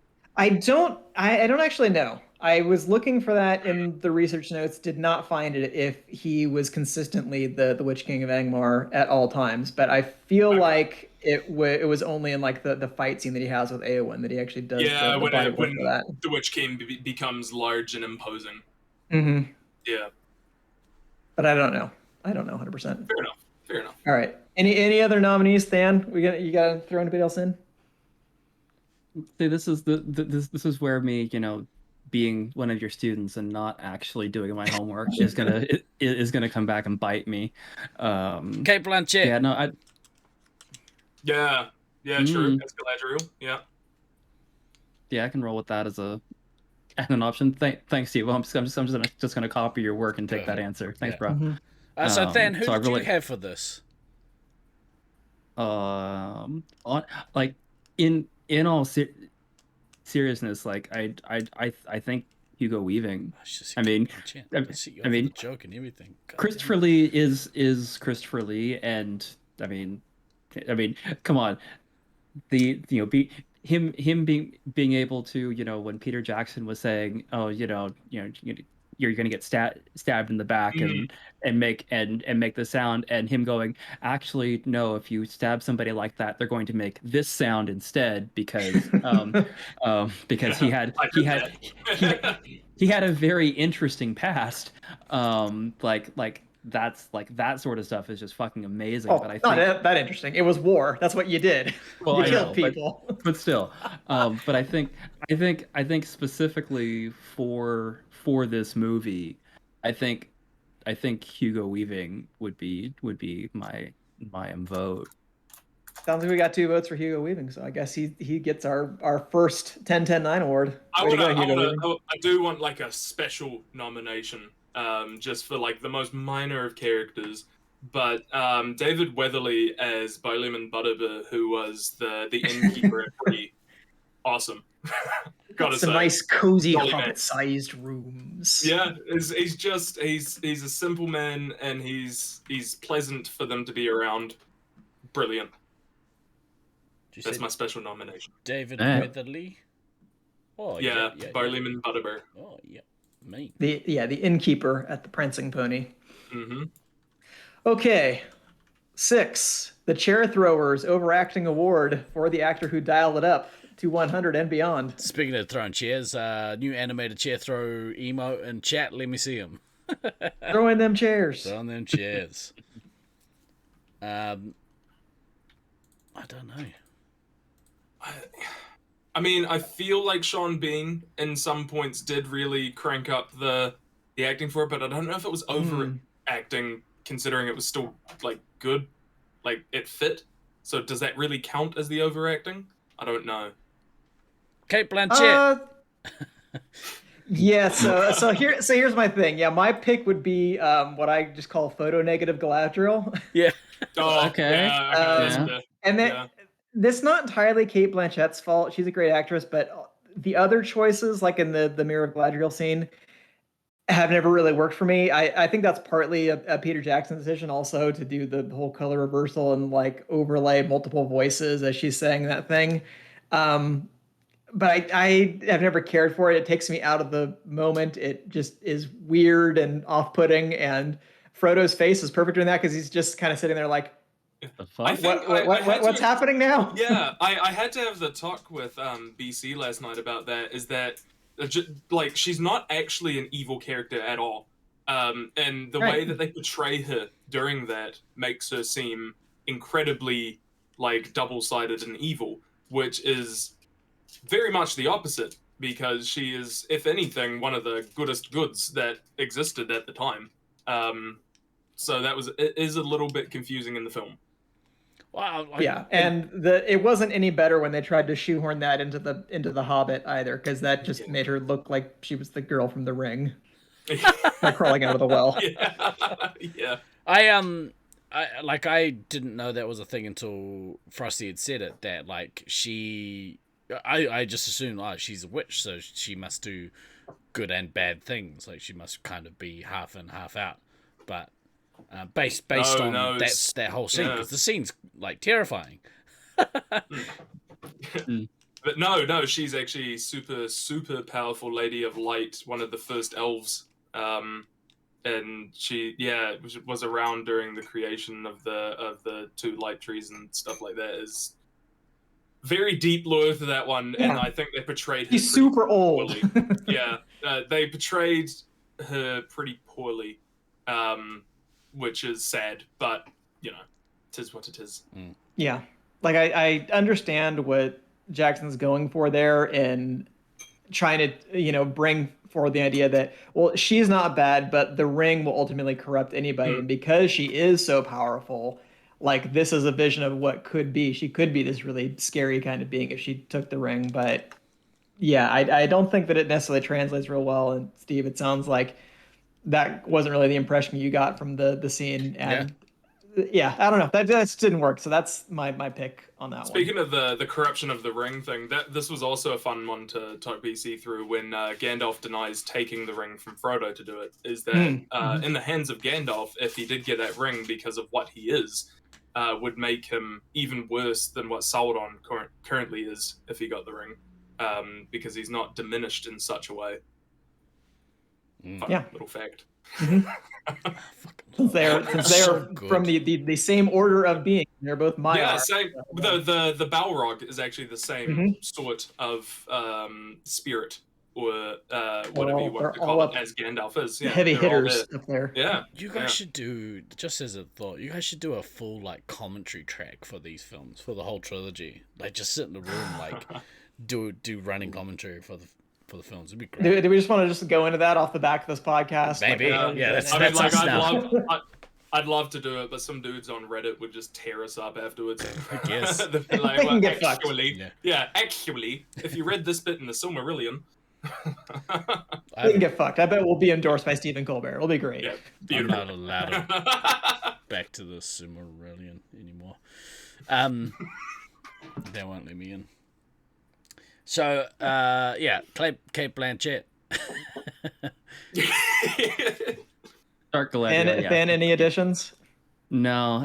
Again, like we keep coming back to the thing where because the film is so well constructed, and and everything is in its place and flows so well, and and all the performances are appropriate to the character, that I have a hard time picking out anyone else or even any other scene during that where it's kind of like the overacting is like, I mean, I like like Frosty said, yeah, there are some scenes where Sean Bean's going super hard as a Boromir, but it makes sense. It doesn't feel like it's a you know it's a wrong choice or it's too much. It's like, no, this is actually, this feels like an actual embodiment of the character. So yeah, I say we just go with dark Galadriel and move on Yeah, to because it was the next. same with John Davies as Gimli. Each time he does like a Gimli yell or a scream thing, it's like, Yeah. yeah, that's over the top, but it fits. Like it's there for a Mhm. reason, you know? Contextually, it makes sense. His like Yeah. guttural response to like everyone in Moria being dead, like, oh, it's so Yeah, good. yeah, 100%. It's big, and one of my personal favorite scenes of him is when he's popping out from the snow, and he just makes that. sound. It's just, I love that. I love that so much. Which It's is like, what the fuck? Fun fact, that's the sound I make when I get out of the shower. Sean Bean, anytime he's in the scene, it always seems like he's in a competition trying to outact the other actor in the scene, and for me, like, he's the winner all the time. He's so good. I mean, like, contextually, I suppose whenever he's in a scene with Aragorn, I mean, Boromir is kind of trying to outdo Aragorn in some respects during that Better film. man. Yeah, they play out that dynamic much more in the film than is present in the book. There's a much more adversarial relationship between them in the film, which I kind of like that choice. The idea that he kind of feels threatened by Aragorn, and especially like on behalf of his father, like, we don't need you. You're just some dude who lives out in the woods. Like, Yeah, and I'm fighting all the time. And when Boromir says, like, do you have so little faith in your own people? You know, when he's saying that, like, no, we're not giving the ring to Gondor, kind of, like, nails that on the head pretty much, where Boromir's finally like, you know what, fuck this guy. But and then making that transformation to Gondor has no king, Gondor needs no king, and then him telling Aragorn that he says, you're my king, and it's like his last line. So that's like, big. It is powerful. I agree with you. Well, that's the classic like heel turn, right? Like like having that adversarial role makes him like play that heel character better in the films at least, and then watching the heel turn to actually like with a good the dude. With the heel turning, that actually comes back to a quote that I forgot earlier, which gives me chills every time I hear it. Was when Boromir, after his final stand, he's laying on the ground, and Aragorn runs up to him, and you just hear him, like, the first thing he says is, "They took the little ones." Was just like, oh, so good. And I think actually in that sense, like, casting Sean Bean is really good in that decision, because really up to that point, I think Sean Bean was known to most audiences primarily as a bad guy. As Alex Trevelyan in GoldenEye, as the bad guy in Don't Say a Word and Patriot Games and stuff like that. Like, he was kind of a mainstay being a villain. So it's like you introduce him as kind of this ominous character, but ultimately Boromir is not bad. He is a very good person, but he is getting pulled in like by the ring, and so he ultimately has to make his choice, and he chooses like the valorous end to go out trying to save his friends. Yeah. Speaking of casting, so let's move to. So we'll kind of combine categories here for 7. It's the recasting couch / casting what ifs, because I don't know how many people are gonna say that they have any kind of preferences for if anybody else should have been cast, because like Than says, it seems like most people fit here so well. You can't imagine things in this. Yeah, it's more of a swap out, right? It's not like a who I'd prefer. It's going to be more like, I suppose this person could, take that role. I've got a couple, like in the way that I do it. I've a couple of if you were to recast with today's actors, who would you do? But we'll talk about. Oh yeah, that's a. So, but yeah, before we even get into that, I'll give you guys just a few of the what ifs that were out there. So these aren't preferences, but some almost casts. So regarding Aragorn, Viggo Mortensen is very much a latecomer to the role. They had already cast Stuart Townsend, and he had even shot some scenes as Aragorn, but Jackson and other producers basically decided he was too young for the role, and think they were right. With all due respect to Stuart Townsend, he's not the presence that Viggo Mortensen is. But other almost cast, Peter Jackson. Very few people are. Yeah. Peter Jackson wanted Daniel Day-Lewis, which, wow, I'm not too sure how I feel about that. That's kind of a different film. And now he would have done all the same things as Viggo Mortensen. He would have, done the sword fighting and cooked for everybody and ridden horses and stuff like that. But the difference is he would do that as method. Viggo Mortensen just does that things because he's Viggo Mortensen. He's like, oh yeah, by the way, I hunt and fish and ride horses, and I'm just going to cook for everybody at the camp. And now I'm going to buy all the horses afterwards. Mm-hmm. Yeah. Take back to the ranch. The role was also offered to Russell Crowe. Thankfully, he turned this down because he didn't want to be typecast after having played Maximus in Gladiator. He feared that that would just become his role, which I'm like, not a good decision, dude. And holy shit, we dodged a bullet. Nicolas Cage. Nah, I think we should have had him. I'm a harbor protector. He's one of those actors that is so bad they're good. I did mention that he was a possible casting to BC last night, and worms the cockles of my soul that was almost a thing. I can't fool you, bitches!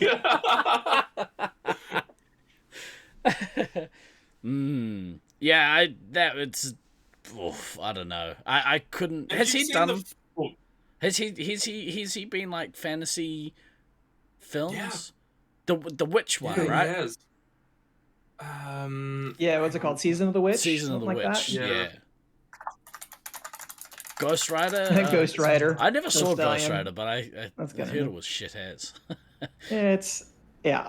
Nicolas Cage is Nicolas Cage. He doesn't need to be shoehorned into Lord of the Rings. Yeah. So yeah, I'm never gonna say a bad word about Viggo Mortensen, other than his accent's maybe a little inconsistent, but he's Numenorian. He's a Dunedain. That's his accent. He has a Dunedain accent. But so like prior to this, was he in anything massive? I assume that he was, but I don't recall. Things that you might remember from I don't know if you're a fan of the film Crimson Tide, great Tony Scott film about a submarine. Submarine one. No, I never saw it. But he's the drill instructor in G.I. Jane. He was in A Perfect Murder. No. Wait, was it A Perfect Murder or no? What's it? Or is it? No. Sorry. I get that confused with Unfaithful. I think it's Unfaithful. Sorcerer's Apprentice. That's right. Nick Cage was in that. Yeah. Yep. Viggo Mortensen, he's very much been in a lot of roles. I mean, I guess we can throw that into the that guy award. Maybe he was kind of a that guy before Lord of the Rings. Mm. Yeah. I think probably to a lot of people. And now he was in Miami Vice. Yeah, he's in Miami Vice. Yeah, right. Good number of roles that are in there. Sweet as that.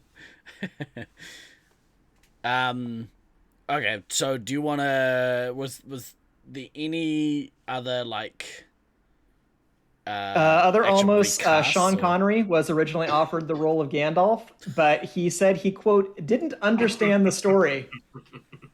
Kind of a big miss for Sean Connery there. I am the servant of the secret fire. Yeah, that might not have worked for me. Native New Zealander Sam Neill was also considered, but he had a scheduling conflict with Jurassic Park 3, to which I say, Alan! G'day, Doom. He would Sam Neill, perfectly fine actor, but I could see him as an Aragorn, maybe. He's got, I don't know.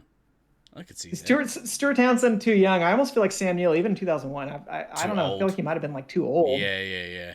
Who's might be the same age as Viggo Mortensen though, for all I know. We should look that up. Who's Viggo Mortensen is just Viggo Mortensen. He is an immortal gentleman.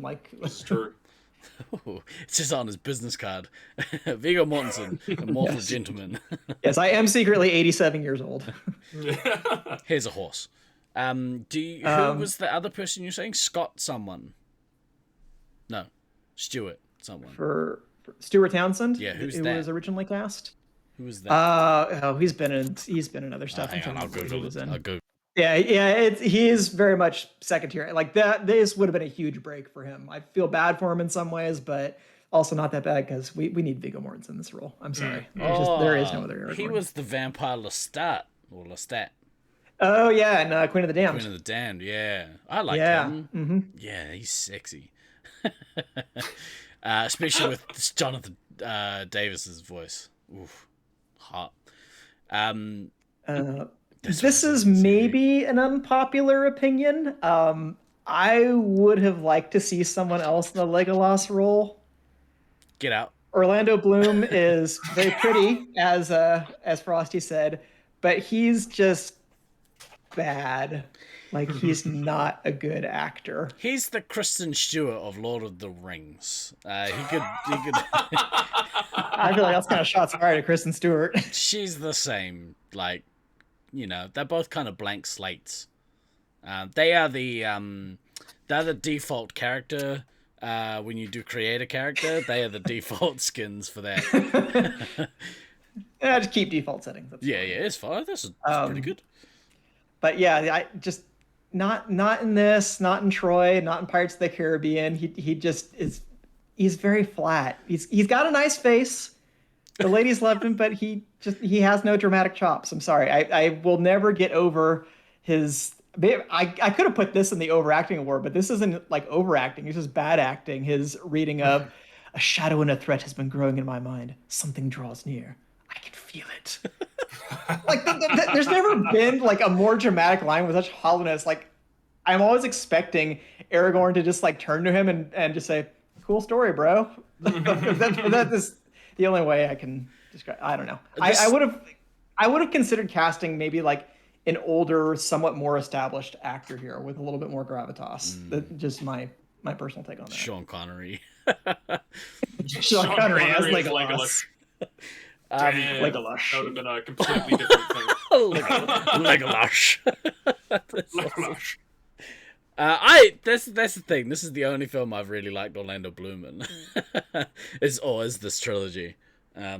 Because he's not Orlando Bloom, he's Legolas. That would have made it like the taking the Hobbits to Isengard. Would have just been phenomenal. Too much shushing. More shushing than when Bob Burberg gives out free ice creams. That one has a blueson. How do we feel about Liv Tyler? I think she did a good job. I think she did a good job personally. Yeah. However, she's fine, I guess. Yeah, having Arwen in this is a bit of a book nerd issue. Having Arwen in the film where she was completely was not actually there in the books. That was. Well, you have to give her something to do, though. yeah, they did. That's a fair point. That was actually a completely different elf dude. But I think she did. Yeah, she did really well. I felt. Yeah. I think because it was a small enough role. Now, originally in some of the other scripts, they did have a more expanded role for Arwen. There were even some filmed scenes with her fighting with Aragorn at Helm's Deep to try to like give her a bigger role in the story. And if you'd kind of flesh that out a little bit, and I didn't bring this up in What's Age the Worst, but I guess we can just say that in general, this movie does not pass the Bechdel test.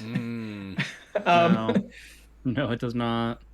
So, I mean, having Arwen in there at all, I think is important. But if you wanted to have like a higher caliber actress in there, I guess like my personal choices, if you're going for somebody who has that similar kind of dark-haired look, would be Jennifer Connelly or Kate Winslet, somebody else I would consider.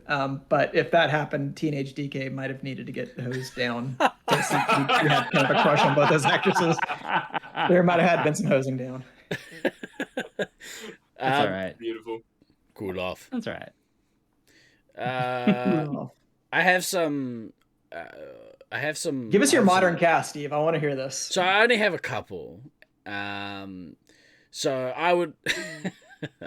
Well, I almost got it out with a straight face. I would recast Aragorn as Dwayne The Rock Johnson. Yep, chuck him in that role. He'd be excellent.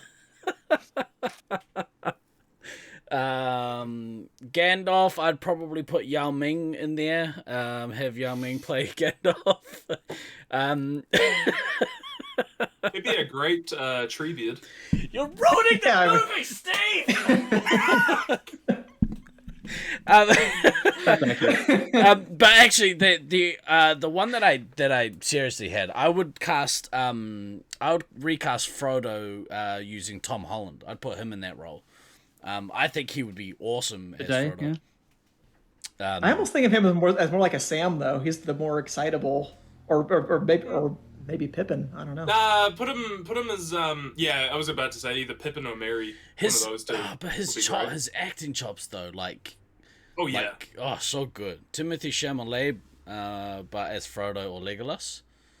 Who's I keep having to look up who Timothy Chalamet is. Dune. Paul Atreides, man. He's Paul Atreides in Dune. What kind of tradie? Like, does he do Windows? Paul Atreides. Also in Sacramento favorite film, Lady Bird. Oh, I have seen Lady Bird. Yeah, he's the love interest for Saoirse Ronan in that film. Oh, you know who'd be good as Legolas? Maybe is Paul Dano. Do you know who Paul Dano is? Yeah. Yeah. I think of Paul Dano more as like Wormtongue. What's a Wormtongue? Maybe that's just because I just saw the Batman recently. Oh, Wormtongue's Yeah. the dude who's the guy, the creepy dude, hangs out with that The guy with no eyebrows. that old cat. I reckon for Grima, Bill Skarsgård would actually Yeah, I can fit see that that. role pretty I well. love Bill Yeah. Skarsgård. He's awesome. Yeah. Timothy Chalamet. Wow, he looks like he's always on a lean. That's really weird. But yeah, I don't know. I love fuck. I can't remember his name. You love fuck? I mean, okay, that's Don't we fair. all? Yeah. Yeah. Tom Holland. There we go. Tom Holland, Yeah, yeah. I would cast him as every role, except for Gandalf. Yao Ming's my go-to for that. This isn't necessarily a recast. I would have liked to have found a part in this film for John Hurt, since he voiced Aragorn in the 1978 version of Lord of the Rings. I think it would have been a cool callback to have John Hurt in the film. I don't know where I would put him. Oh, that guy. Actually, love I that do. guy. I do. I would have cast John Hurt as Denethor, as Boromir and Faramir's father. I think he would have been much better than John Noble. I'm not a fan of that To portrayal. be fair, John Noble also would have been much better received if they actually did a good job with Denethor in the film. I agree. I agree. Yeah, because they didn't give him enough to work That was with. a train wreck. Is he the one that's kind of all like grayed out until like he's under the influence? No, that's Theoden. Who's Yeah. Demerol? What did you say his Yeah, name was? Demerol. Demerol something else. Yeah, Demerol doesn't completely. show up until the third film. He's the guy who sets himself on fire. John Hurt is awesome. I love John Hurt. Yeah, he's so good in V for Vendetta. He's good in everything. Anyway. Yeah. Hurt. So Stallion says John Hurt for Bilbo then. No, that would have been interesting. It would have been as an old Bilbo. What's the guy's name who plays Bilbo? Ian Holm, Yeah, he's Who pretty would- awesome too. who coincidentally was in Alien with John Hurt. So there you go. Yeah, he Hey. was. Tie them together. Yeah. There you go. That's all I have for recasting. Yeah. Going for Gandalf. All right. Here we're gonna have Frosthammer and I are gonna have to contain ourselves. We'll move on to category 8. We're gonna call this not so half-assed internet research, because Frosty and I have devoted many hours of our lives to this film genre extended Yeah, I didn't universe. actually know what to do for this section. I legitimately did not know what to do. Well, we're rounding the a lot 2 of hour this mark, is so. Yeah, a lot of this is pretty well known. So I mean, if you just have like one or two stories you want to throw in. So one that I'll throw in, because I don't know how well known this is in terms of a story related to the film, but part of the reason we got 3 films instead of 1 is several people had tried to do this before. The whole project was almost a disaster because of one of the real world's greatest villains. You guessed it, Harvey Weinstein. Oh, no. Because at the time, coming off of filming The Frighteners, Peter Jackson's previous film before that, film I like, by the way. I like it too. He was locked into a contract with Miramax in the mid 90s, and Weinstein essentially controlled the option on whatever his next project was, and Jackson wanted to do Lord of the Rings. So he repeatedly pressured Jackson to condense the story into at most 2 films, but preferably 1 film, which would have completely destroyed any of the integrity of the story. There's one thing that Harvey Weinstein knows, it's how to ruin someone's integrity. Fortunately, mutual distaste between the two and setbacks with the project led Miramax and Weinstein to abandon the film, and they let New Line take over and hire Jackson away from his contract with Miramax. And they were much more enthusiastic for a 3-film trilogy. But not necessarily because they thought it would make a better story. They just wanted to force moviegoers to spend $27 going to the cinema instead of 18. So that was why we got 3 Lord of the Rings films, was from the greed of executives and the short-sightedness of one of the world's truly most awful people. I'm not necessarily too fussed as to why we got 3 films. But I'm happy. And I'm also glad that we don't have to see executive producer Harvey Weinstein every time I rewatch the film. That always leaves a bad taste whenever I see that in anything that I watch now. Then I assume you're a big fan of Blood Diamonds. They look good. I don't really care how they got here. No, don't. No, fuck with you. Fuck. Yeah. Yeah, no. What's age the worst? That. Yeah, that one. Sure. That for sure. All right, so what's a good bit of trivia you got here, Frosty?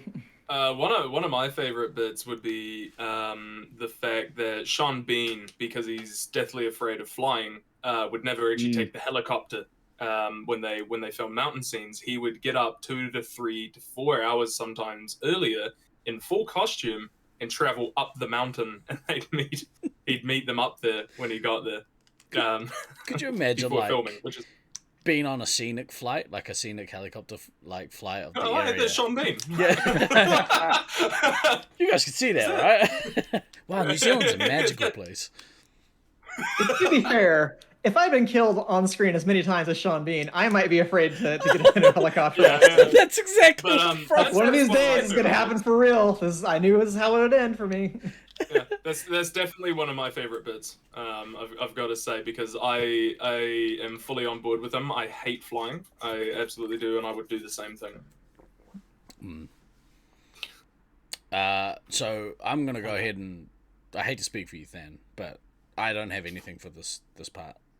I assume you don't either.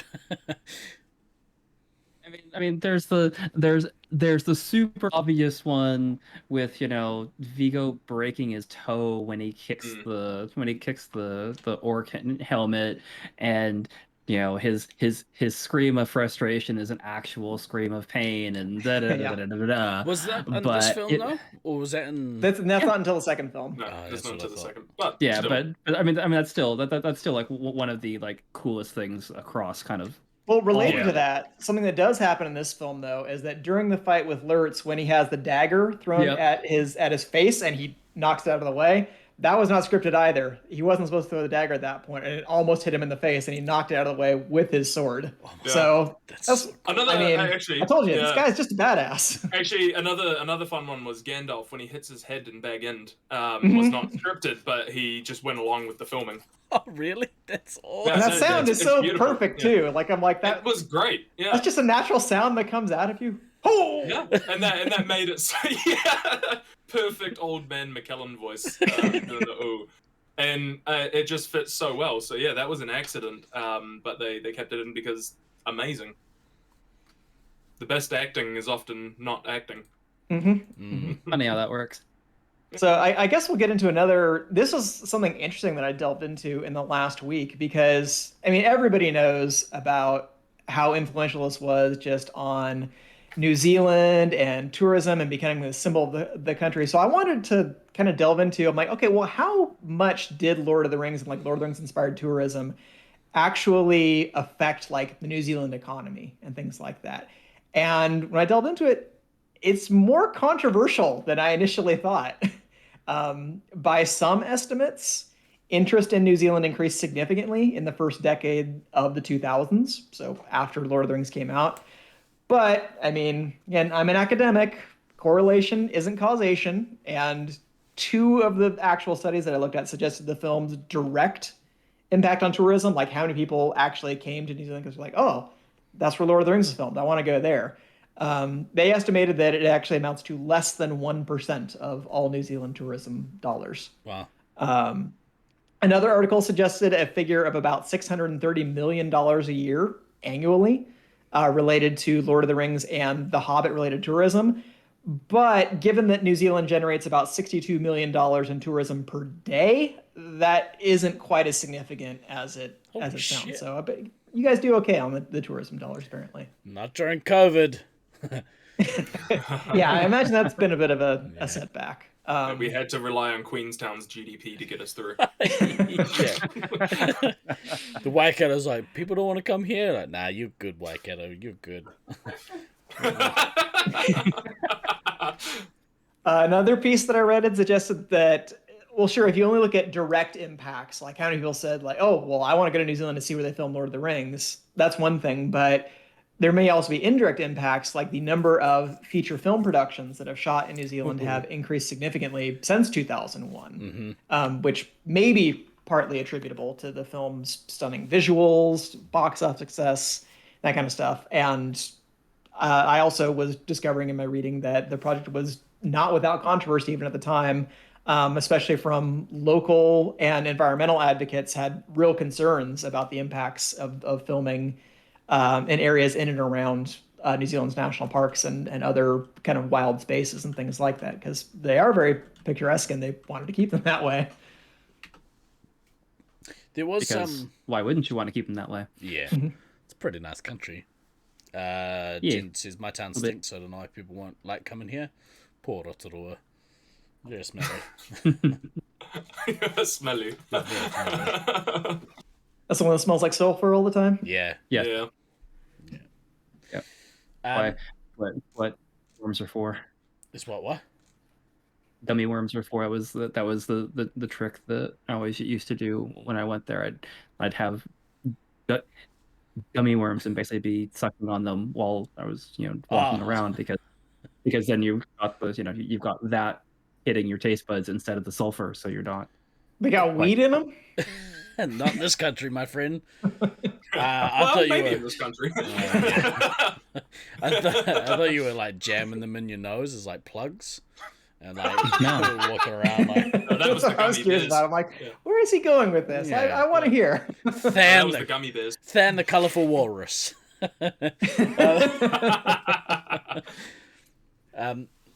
There is some stuff, and I haven't really looked into it, but there's something about like what they refer to as the Hobbit law.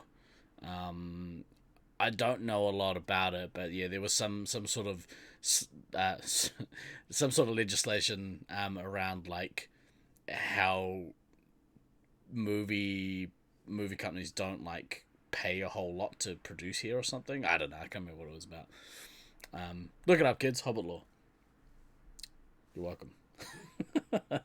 You could have looked that up. That was literally your. This is supposed to be half-assed in your research. You put a lot of emphasis on the half-assed and not enough on the research. Like I would say, like I really half-assed it because I literally just looked it up on thing. I was like, there's some legislation around Lord of the Rings. Quarter-assed. Yeah, That was the Amendment Act, the Employment Relations Amendment Act 2010, commonly referred to as the Hobbit Law.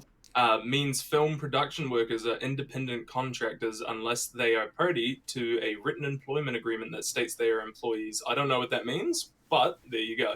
That's Hobbit Law. Well, let me tell you, we got some issues over here stateside, and especially in California with our whole independent contractor industry, since Uber and Lyft and those various other delivery services all bill their employees as independent contractors, which means that they don't have to pay them benefits or things like that. So that's gotten to be a whole things. But you guys have a much more generous social safety net in your country than we do, so it may be less of an issue. I don't know exactly how your tax laws related to independent contractors work, so I can't speak to that either. Well, your safety net's made out of wet spaghetti, so it's not overly... That might be generous. Yeah.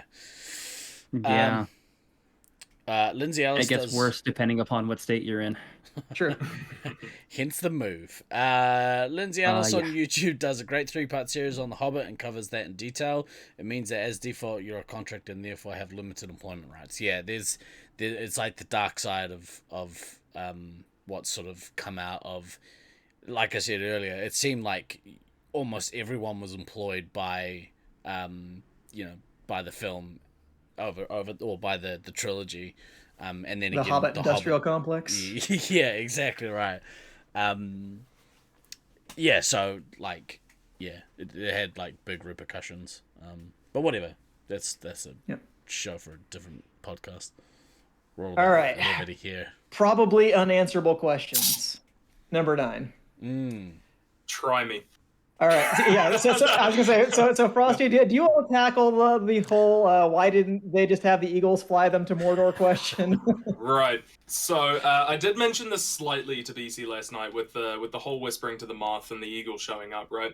So the eagle and the other eagles actually, so they owed Gandalf a solid, essentially, from a much further back time, and so the reason that they didn't take the eagles to Mordor, for one, they would have just gotten fucking murdered by Nazgul and the Fell Beasts and all that sort of stuff. Like, no point in just flying there, because it was supposed to be a secret mission from Elrond, for one thing.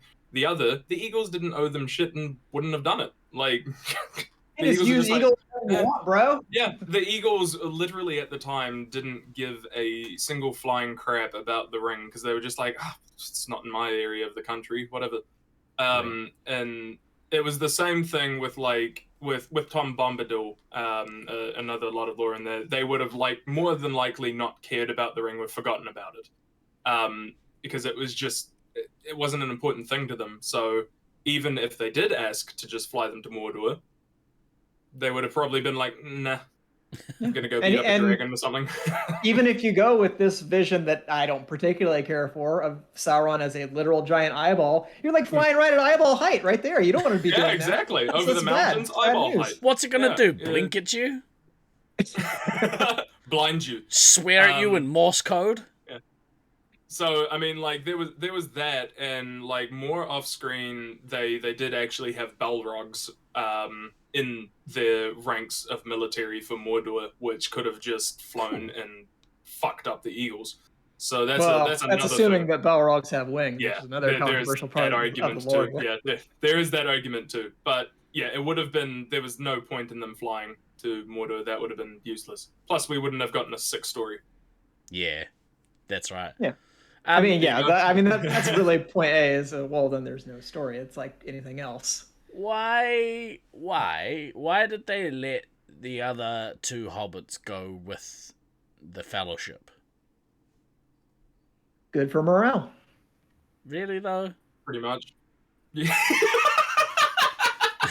I mean, more or less, if you delve into what is actually said at the Council of Elrond, which, I mean, if they would have adapted that entire chapter, that on its own probably would have been a 2-hour film with how long people are talking. It's because it's literally just 40 pages of people talking in the story.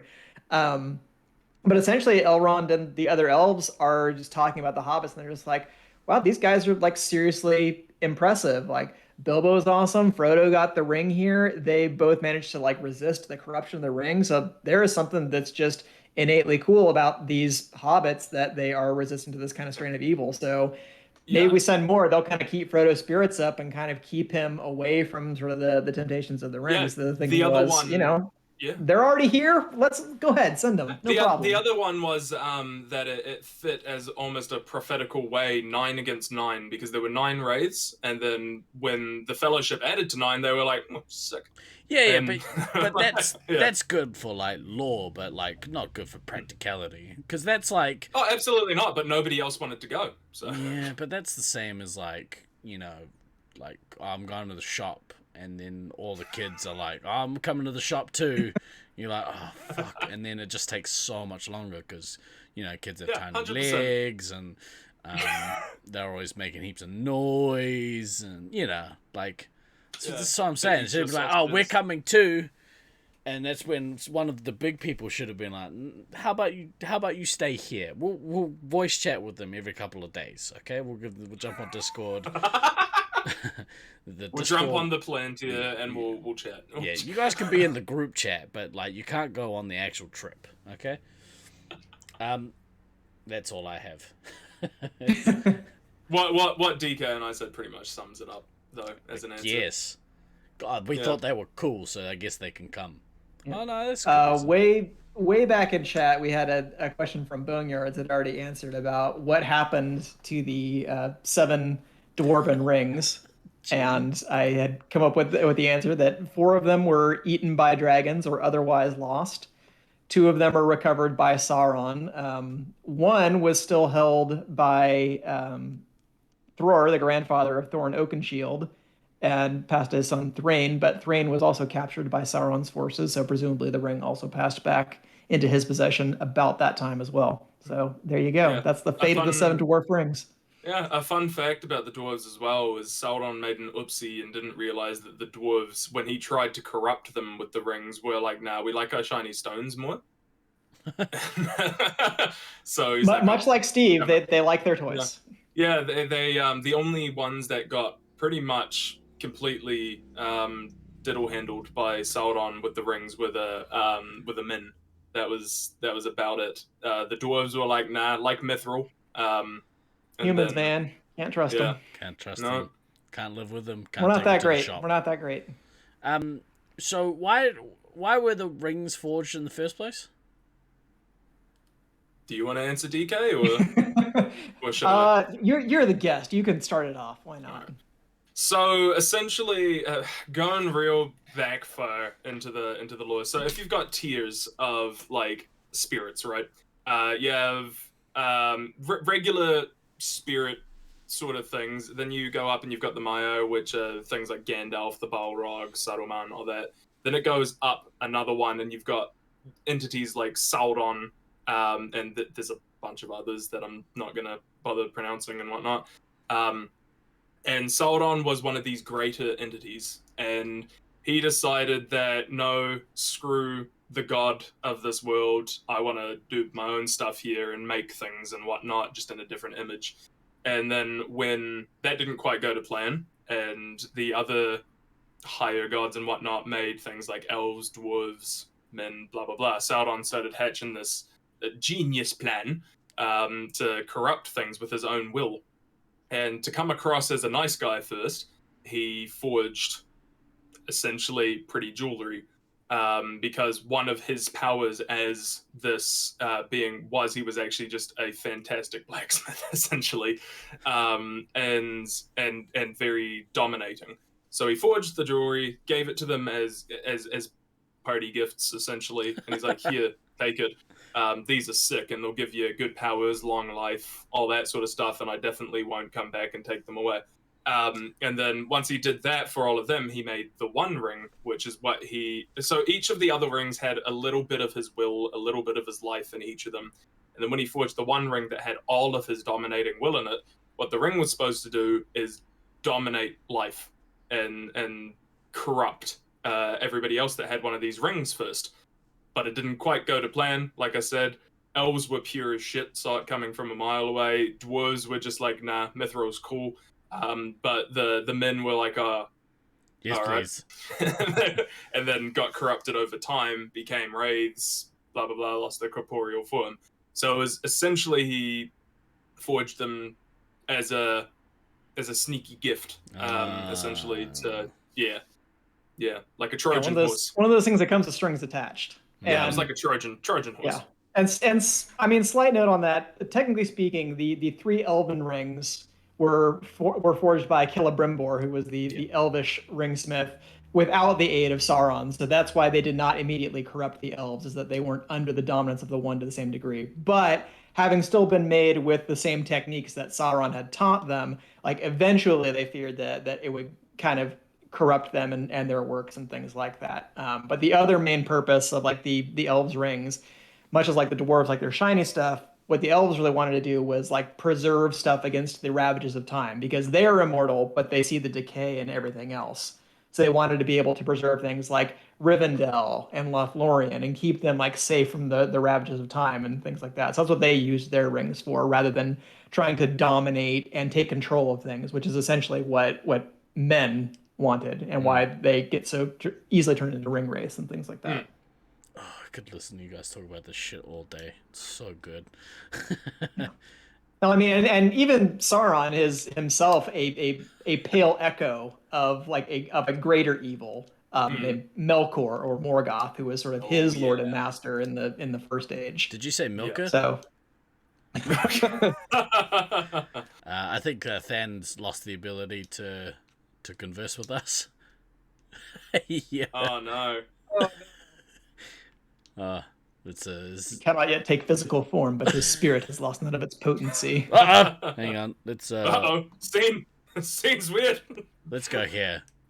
We've got a stand-in for Than. Perfect. Old man Than. Jen says, for the Kiwis, Paul Holmes, the newsman, was an orc. You think it was in the Two Towers? I think I did hear about that. Oh, Paul Holmes.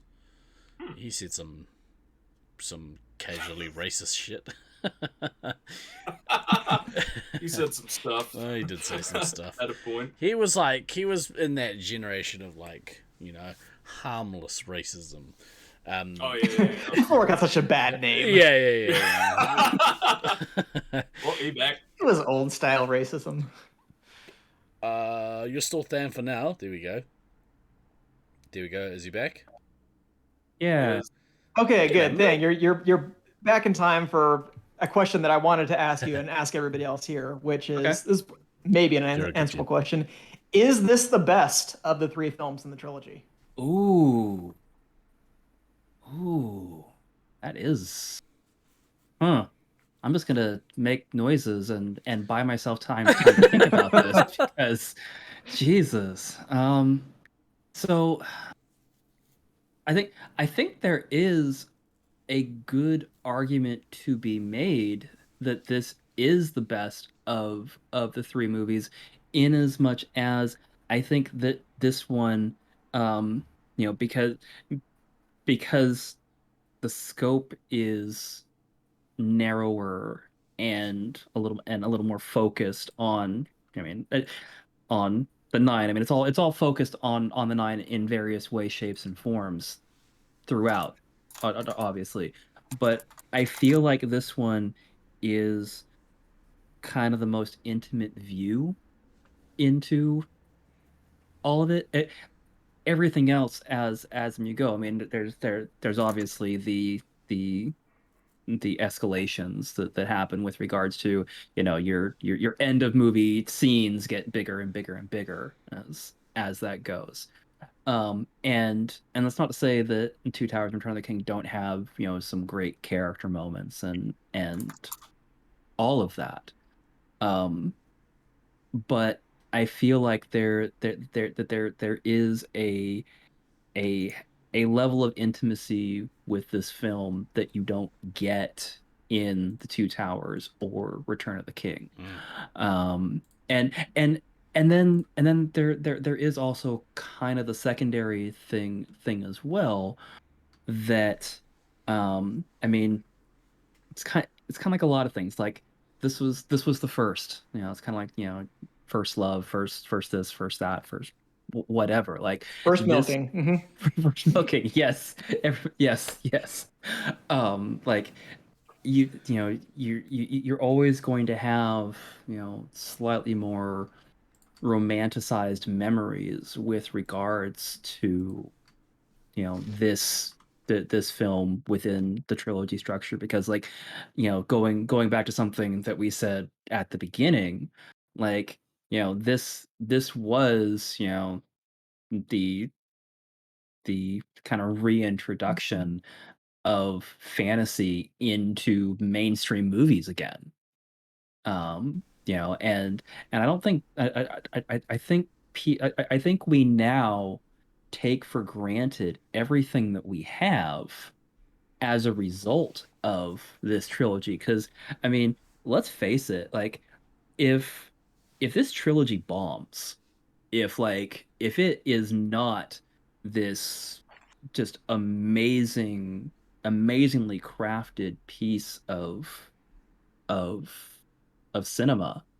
Like, do we get the MCU in its current form? Yeah, that's what I was gonna say. I'm gonna Not go like with no. not only like Game of Thrones, but do we get investment in stuff like the MCU? Because that's a huge investment for a studio to make up front over, we're gonna make X number of films and we're gonna spend, these many millions of dollars on it because clearly the public has this appetite for these epic world-spanning stories, which yeah, they didn't necessarily have before that.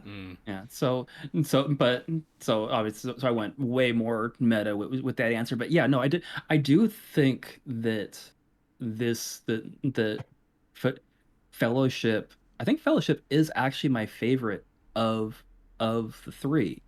And I mean, and that is a hard, that is a hard distinction to make because they're all real fucking good. Like I don't think they're, obviously all of us, bar Stevo, have seen these movies multiple times and are happy to watch them at the drop of a hat. So it's not like Three's multiple. so it's not like there not it's not like there's any bad in any of them. Like I'll happily watch any of the three of them at any time. But if say you have to pick one, yeah, I'm probably gonna go with Fellowship.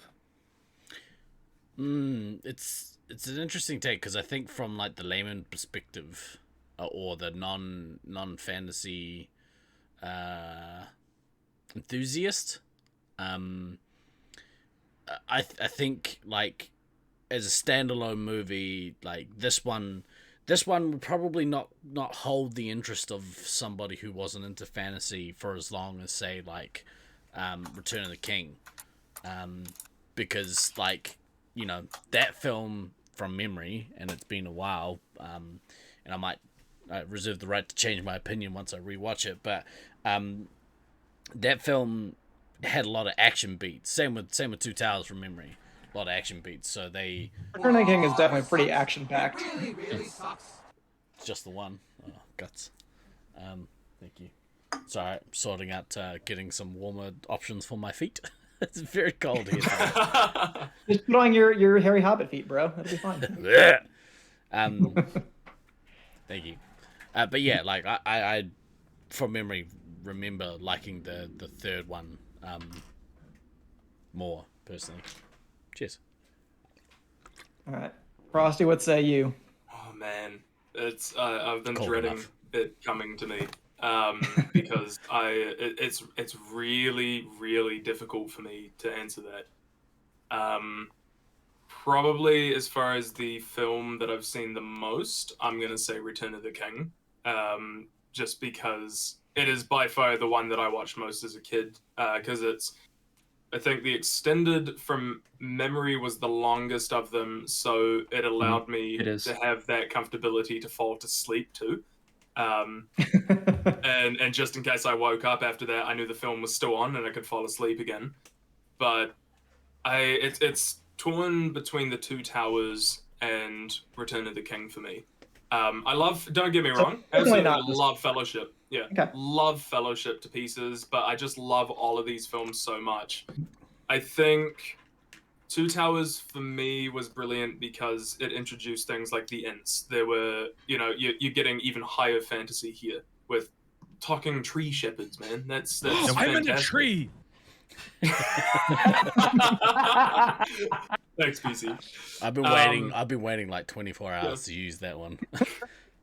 And the whole battle of Orthanc and stuff like that with Treebeard finally realizing that Saruman is a prick and letting out his roar, getting all of his tree buddies to come in, release the dam, that sort of thing, like breaking the dam and having the water come through from the river. And also everything to do with Rohan. Awesome, because I just love Rohan and the design choices because it's very Celtic Norse, that sort of thing. Love the story with Théoden. Yeah, so Two Towers, great, but Return of the King is, I think, my favorite and quintessential Lord of the Rings film, just for the amount of battle that is in it, and because I've always loved Lord of the Rings Wars. And then you go higher fantasy with obviously Shelob being there. Then you get, because I was young, I loved Funny Gimli, so it really upped it. Mm. You know, in that as well, with him versus Legolas for the killing competitions, which is book accurate. So Yes. that's great. That is true. And you know, the Battle of Pelennor Fields, and then when you reckon, you know, that feels like the apex of the film, and then there's a whole nother big freaking war that happens at the Black Gate. Yeah, there's like an hour and a half that's still left to go. Yeah, I know, and it's just to me that's so freaking phenomenal, because I love vast worlds with big storylines, big battles that happen across, you know, many different areas, which is why I'm a huge fan of things like Warhammer 40k now. You know, I think it was just my favorite film because then it had a happy, bittersweet ending as well, which was, you know, it was great for me. It really took everything that I started loving about fantasy up to that, you know, top level, and finished it off perfectly with mostly a happy story. And Ish. Like, it's bittersweet, but yeah. Well, Tolkien does bittersweet. That's very much his genre. And his also I was quite happy because Faramir, you know, finally got his mostly, you know, happy end to his story, which I think they did him a disservice in the film as well. That was, I believe, who Tolkien said that was the character he most identified with, which was fantastic. And Faramir is by far and large in lore one of my favorite characters. And yeah, Return of the King, I think, is definitely my big one. Sorry for the long answer to a simple question. So, I mean, I think, you know, one thing that, you know, we do a lot of on this podcast is you know, we do tend to go for cerebral answers a lot of the times, just because you know, we can, you know, we like to mix this up. We like to have really smart answers, and then we like to have, you know, our really stupid and funny answers ridiculousness too, as far as that goes. I think like one of the other things, though, like, if, you know, taking like all three movies as a whole. And yeah, obviously the extended editions, they're really long fucking movies. Like, each of them is definitely not short.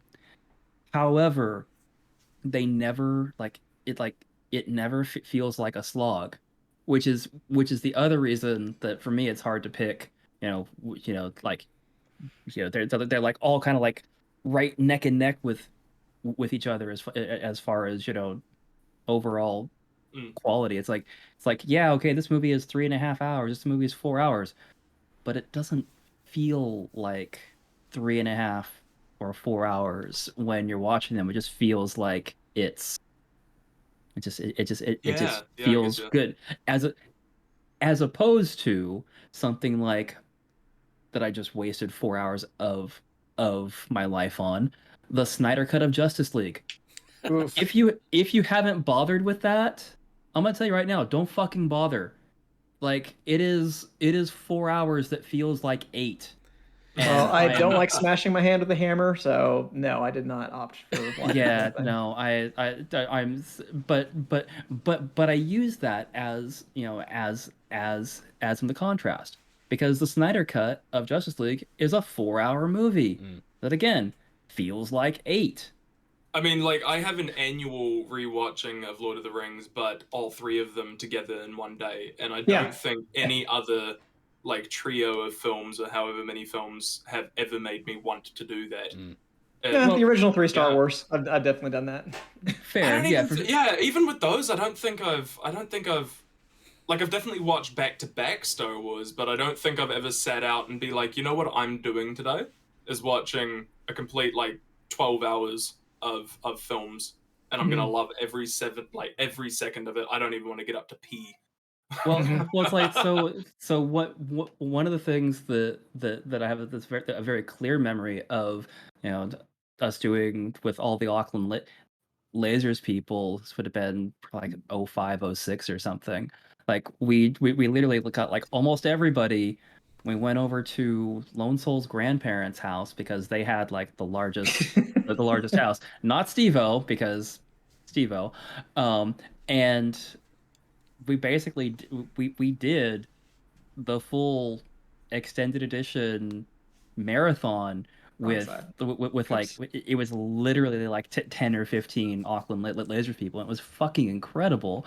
The part that was the part that was super funny was that literally like the like 4 weekends leading up to this, it rained like all weekend, every weekend, the 4 weekends leading up to it.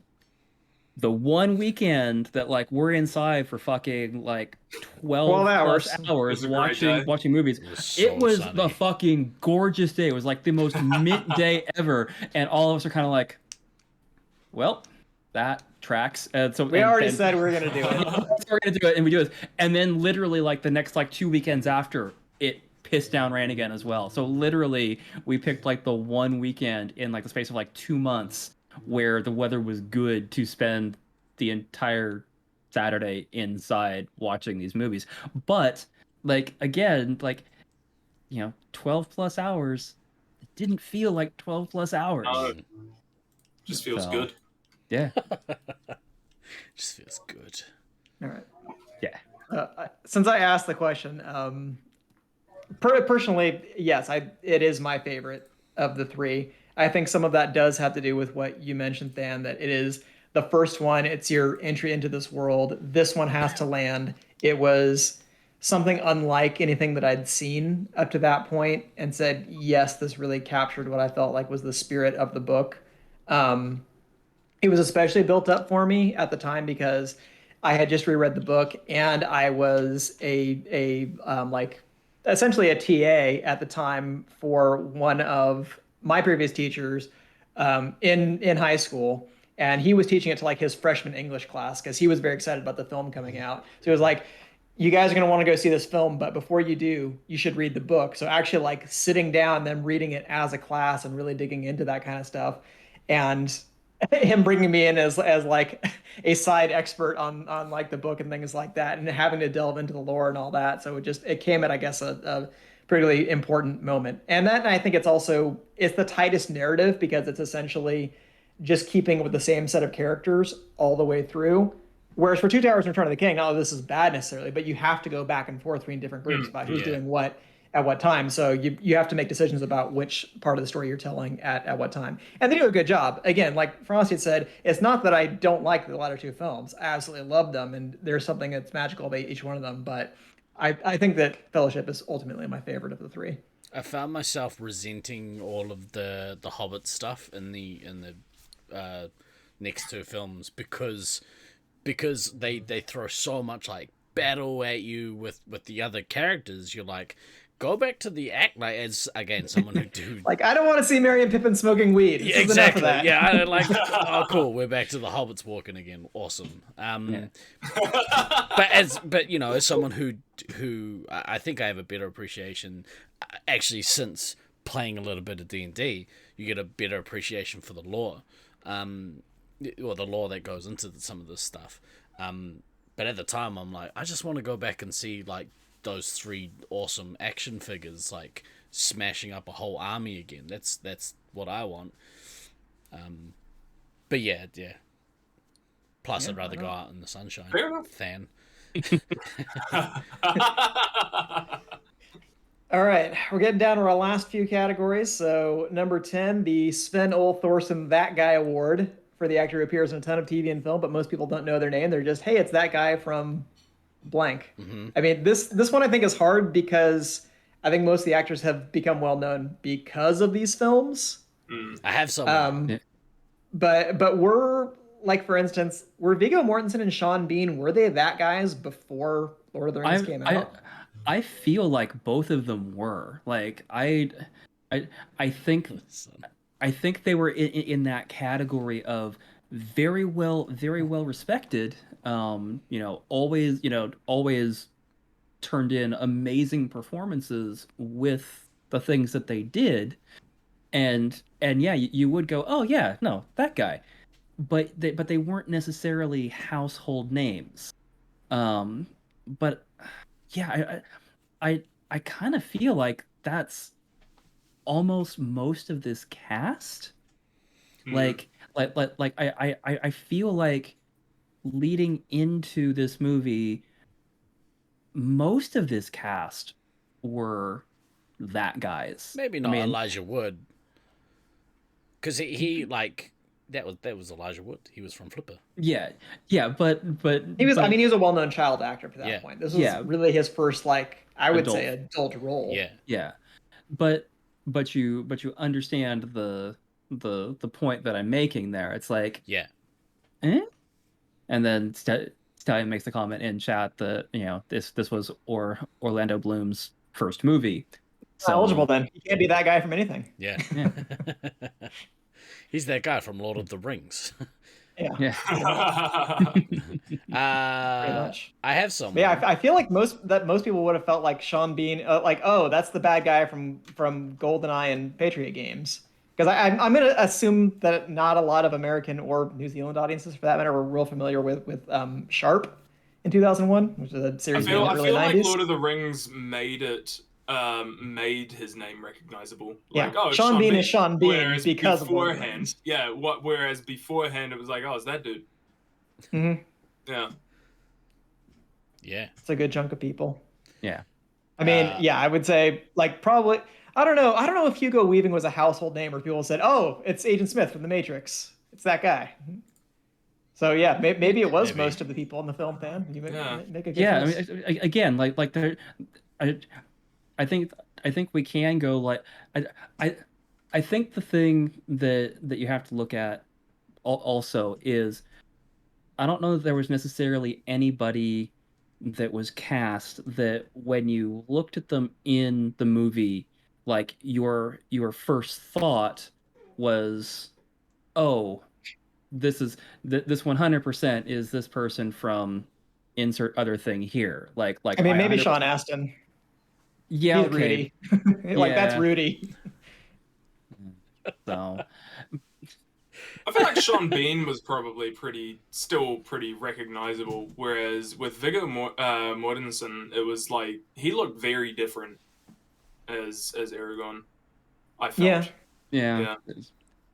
Right, he's got strong 5 o'clock shadow game. And Fellowship right there. Oh yeah. All right, so I think the award goes to pretty much the whole fucking main cast. Okay, cool. Brian Sargent. Probably not. What? Brian Sargent. I literally said, "Oh, it's that guy" last night as I was watching the film. Brian Sargent is New Zealand actor. Yeah. He's been in a lot of stuff, but he and maybe it doesn't count because it came after, but he was in Outrageous Fortune, which is a TV show over here. He was in Flight of the Conchords TV show a little bit, but basically, he was like in a tavern or something. I can't remember. He popped up, and I was like, "Oh, it's that guy." Yeah. You also said that about Martin Sokas, who played Celeborn. Oh, yeah. Celeborn, yeah. Is that Yuri? Yeah. That guy? Yeah. You also said that about him. I did. I was like, who's that? Is that the guy the bad guy from Triple X? I fully didn't realize he was a New Zealander either. Is he a Kiwi? No, he's not a Kiwi. Yeah, he's from Invercargill. What? No, surely not. What's his name? Martin Sokas. Martin Sokas. That's spelled Csokas, I believe. He is a Kiwi. Yeah, I know, right? There you go. Shut Martin. Yeah, so I think Sean Astin might have already been Sean Astin. Christopher Lee was already Christopher Lee. He was well known. He was definitely more than that guy. I would say Liv Tyler was Liv Tyler. If anybody knew Liv Tyler, it's the guy from Aerosmith's daughter. Yeah. Or maybe they were like, hey, that's the chick from Armageddon. But I think Liv Tyler was already Liv Tyler. Okay, so but I think this made a lot of people's careers. Yeah. All right, Apex Mountain. Was this film the apex of anyone's career? Were they at the peak of their powers? Totally Elijah Wood and Sean Astin. Yeah. I mean, I guess it depends on your feelings about Sean Astin's early career, like how you feel about, say, The Goonies? Rudy or even Goonies. Suppose. I feel Oh, I don't Peter know. Jackson. But Elijah maybe Wood, it's my generation. yes. Maybe it's my generation. Maybe. Yeah, I don't very know. well could be that I'm looking. Yeah. I'm looking at it with probably bias eyes. Yeah. Elijah Wood, yes. Billy Boyd and Dominic Monaghan, yes. Oh yeah, true. Stallion said Peter Jackson. I don't know. Yeah, I Recently, I've been definitely think hearing so. he's been living his best life recently. Actually, Well, yeah, but he gets those things because of these sets of films. And For I mean, sure. he wins Best Director for Return of I the mean, King, this which was I think was really a probably- collective award. Yeah. Viggo Mortensen's Apex, right? Yeah, I agree. Yeah. I think he's a criminally underrated actor, all things Yeah. told. But this is definitely his Apex Mountain. Yeah. But I think never again could I see him as a different character, like, and feel Nah. comfortable with it. And it's just like, nah, that's Aragon. There was another film that it was like, I don't know, the guy in the house or something, some dumb name, and he was in it, and I was like, this sucks.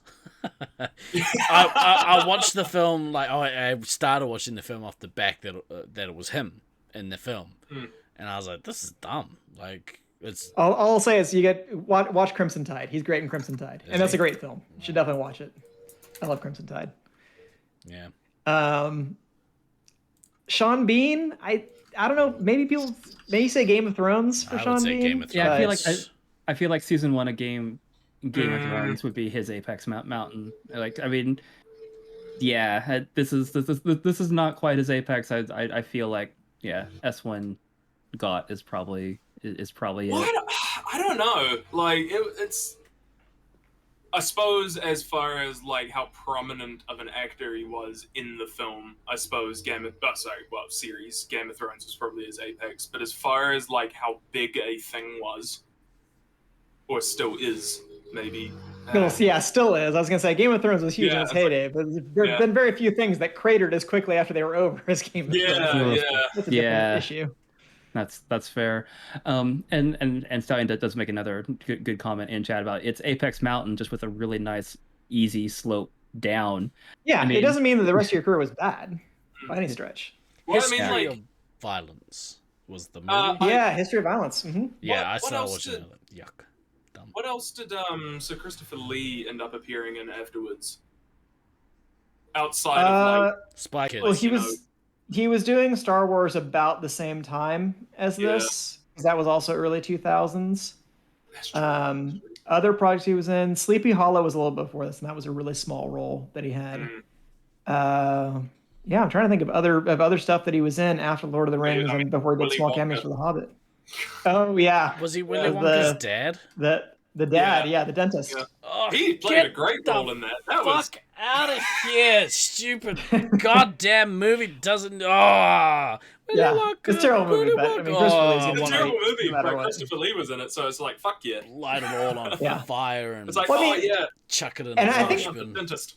Yuck. What about like a subcategory here of not maybe it's not their career Apex Mountain because it like obviously Christopher Lee is Christopher an Lee. established like He is legend of the apex. screen and stuff He like is the that. apex. Yeah. But if what about like late career Apex? If you're looking at people, and I'm still thinking of Christopher Lee, Ian McKellen, and John Rhys Davies because they have a huge body of work and they'd been acting for a long time before this. And I think you can say they probably had bigger projects. But it's like, did this introduce them to another generation and like late in their latter part of their career? It was just like a mini Apex. I Like, it feel was like coming that down, then it probably- shot right back up. Yeah, I feel like that was probably John Rhys Davies' apex. Like even. Yeah, I don't know. I don't feel like he was like later after this. Like, what did he do that was as iconic as Gimli? Yeah, Kind of thing. don't know. And honestly, Yeah. like he could have been Gandalf too. Yeah. Like if you recast it, like he could have played a great Gandalf as well. Yeah. Yeah.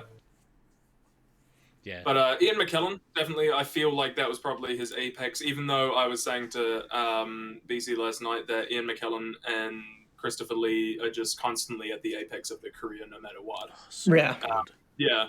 It's less an apex; it's more just a very high plateau.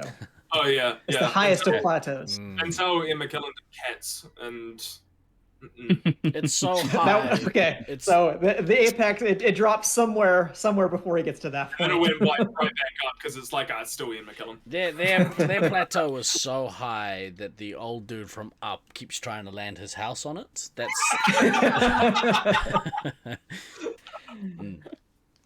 right.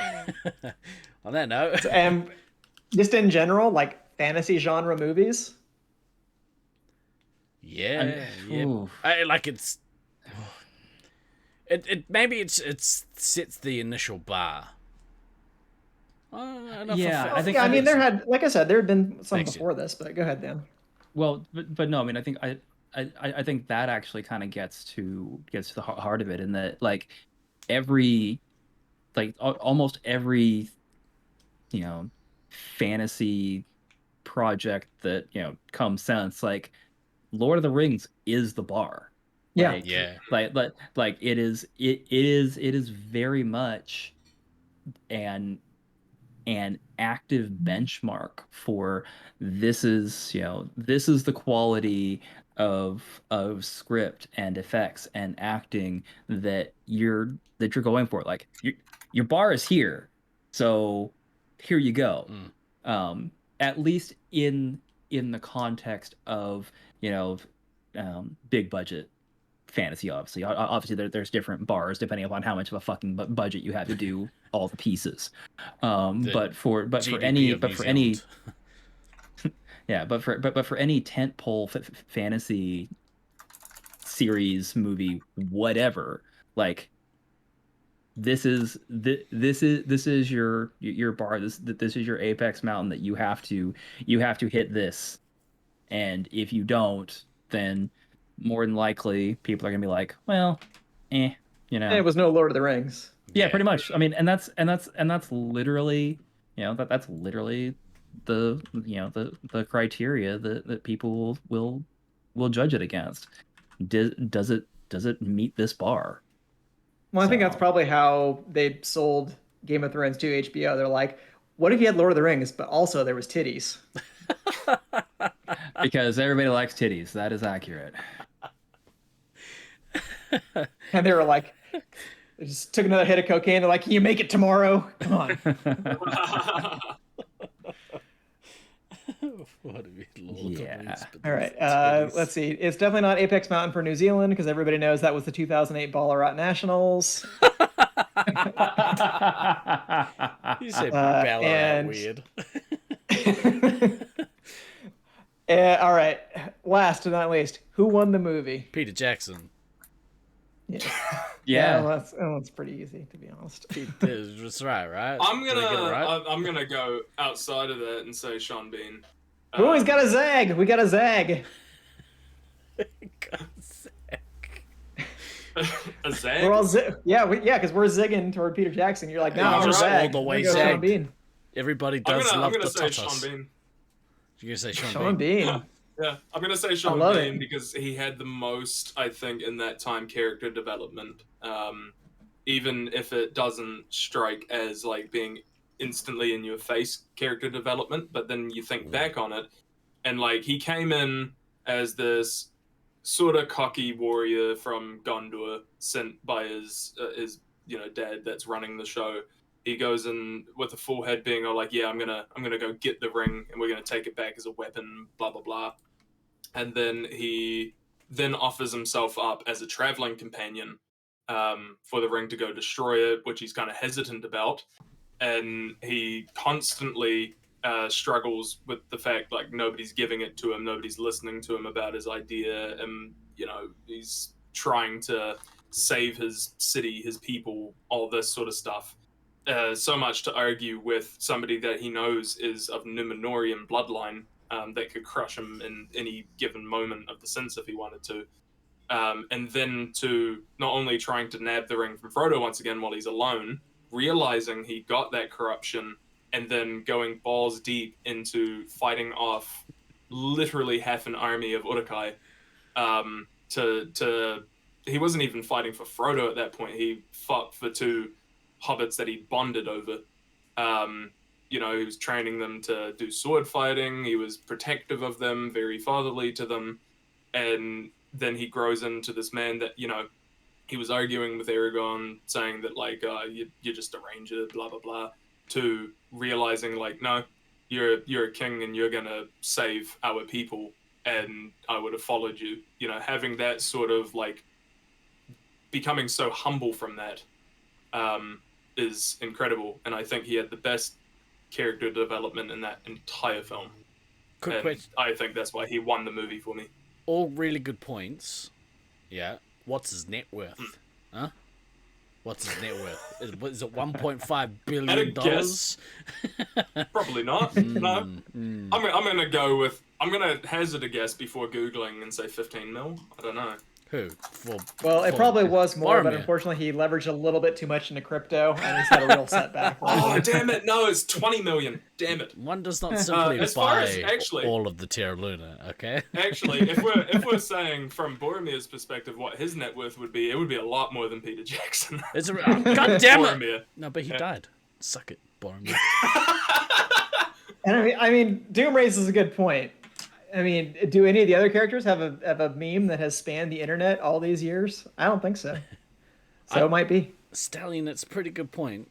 Stallion said, "Where the digital? Where the digital won the film?" I mean the whole groundbreaking effects thing across that movie, and then obviously the other two, and then the amount of work that they have continued to do for so many movies since then, and continually pushing effects envelopes as far as that goes. So yeah, I mean that is definitely one that's hard to argue with them as a winner of the movie for sure. I think we as the people won the movie because it was a victory for all of us. Also true. I mean, yeah. That does tend to be kind of the one of the kind of default answers that we fall back to with the rewatchables that we do, in that we're not doing rewatchables on shitty movies. We're doing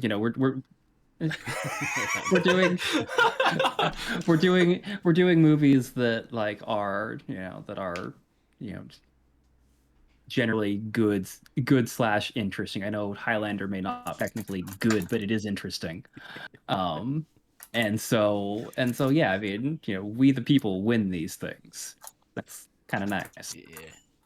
I gotta say, I'm loving the Sean Bean Zag answer though. I look forward to Frosthammer's next essay. Was Steve Kerr sneakily important to Jordan's second three-peat? Would Jordan have 6 rings if not for Steve Kerr?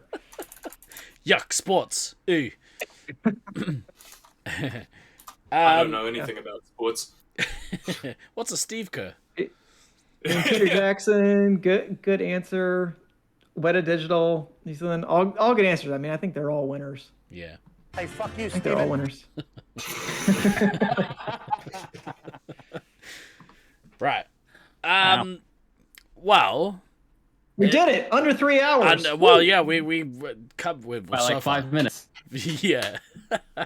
That was pretty excellent. I hope everyone out there watching enjoyed 3/4 of the crew here giving very insightful looks at an amazing film that kickstarted an epic trilogy, well, franchise really, and also potentially put the entire New Zealand film industry on its back and said, here we go, people are going to come here and make some shit. So I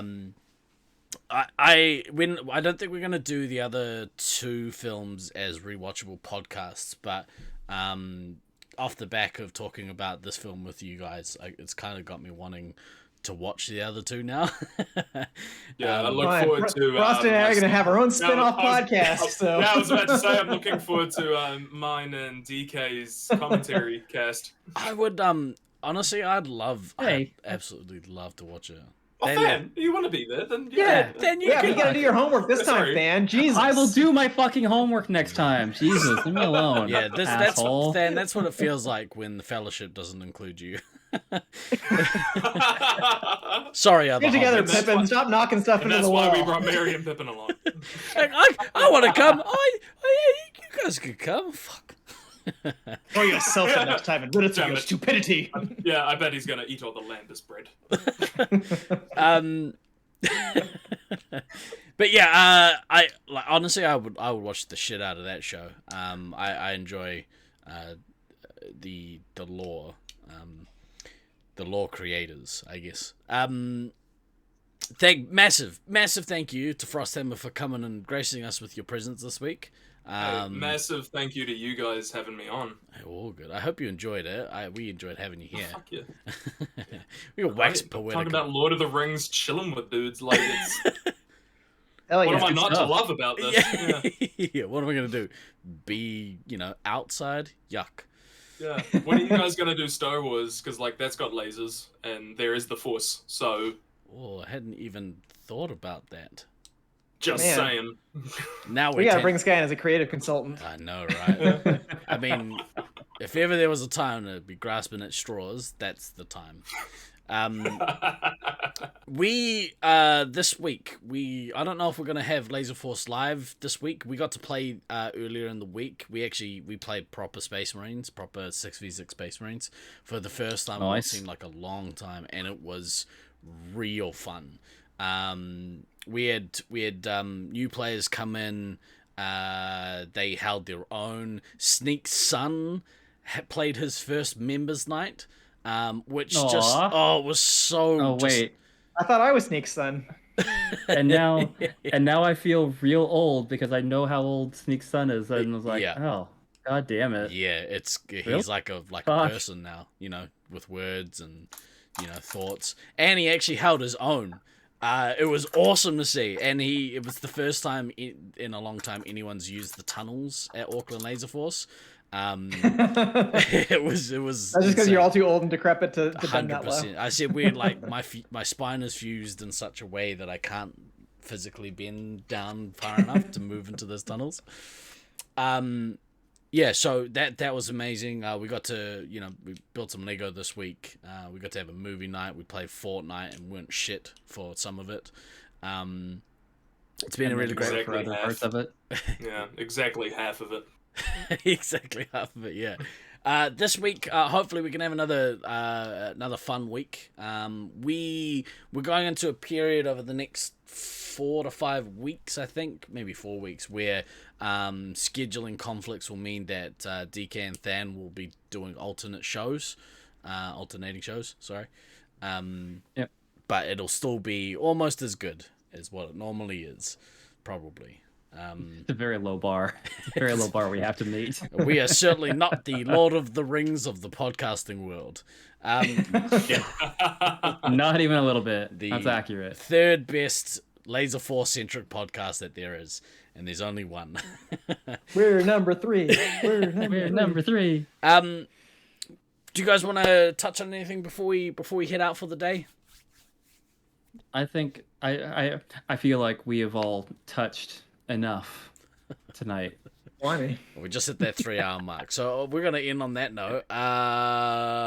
For this week, thank you guys so much for joining us today. I hope you really enjoyed it. For this week, I have been Guy Next Door. I've been DK. And I've been Than.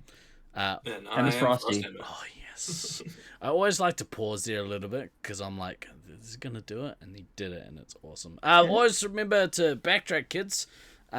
We will see you all next week. Ka kite anō.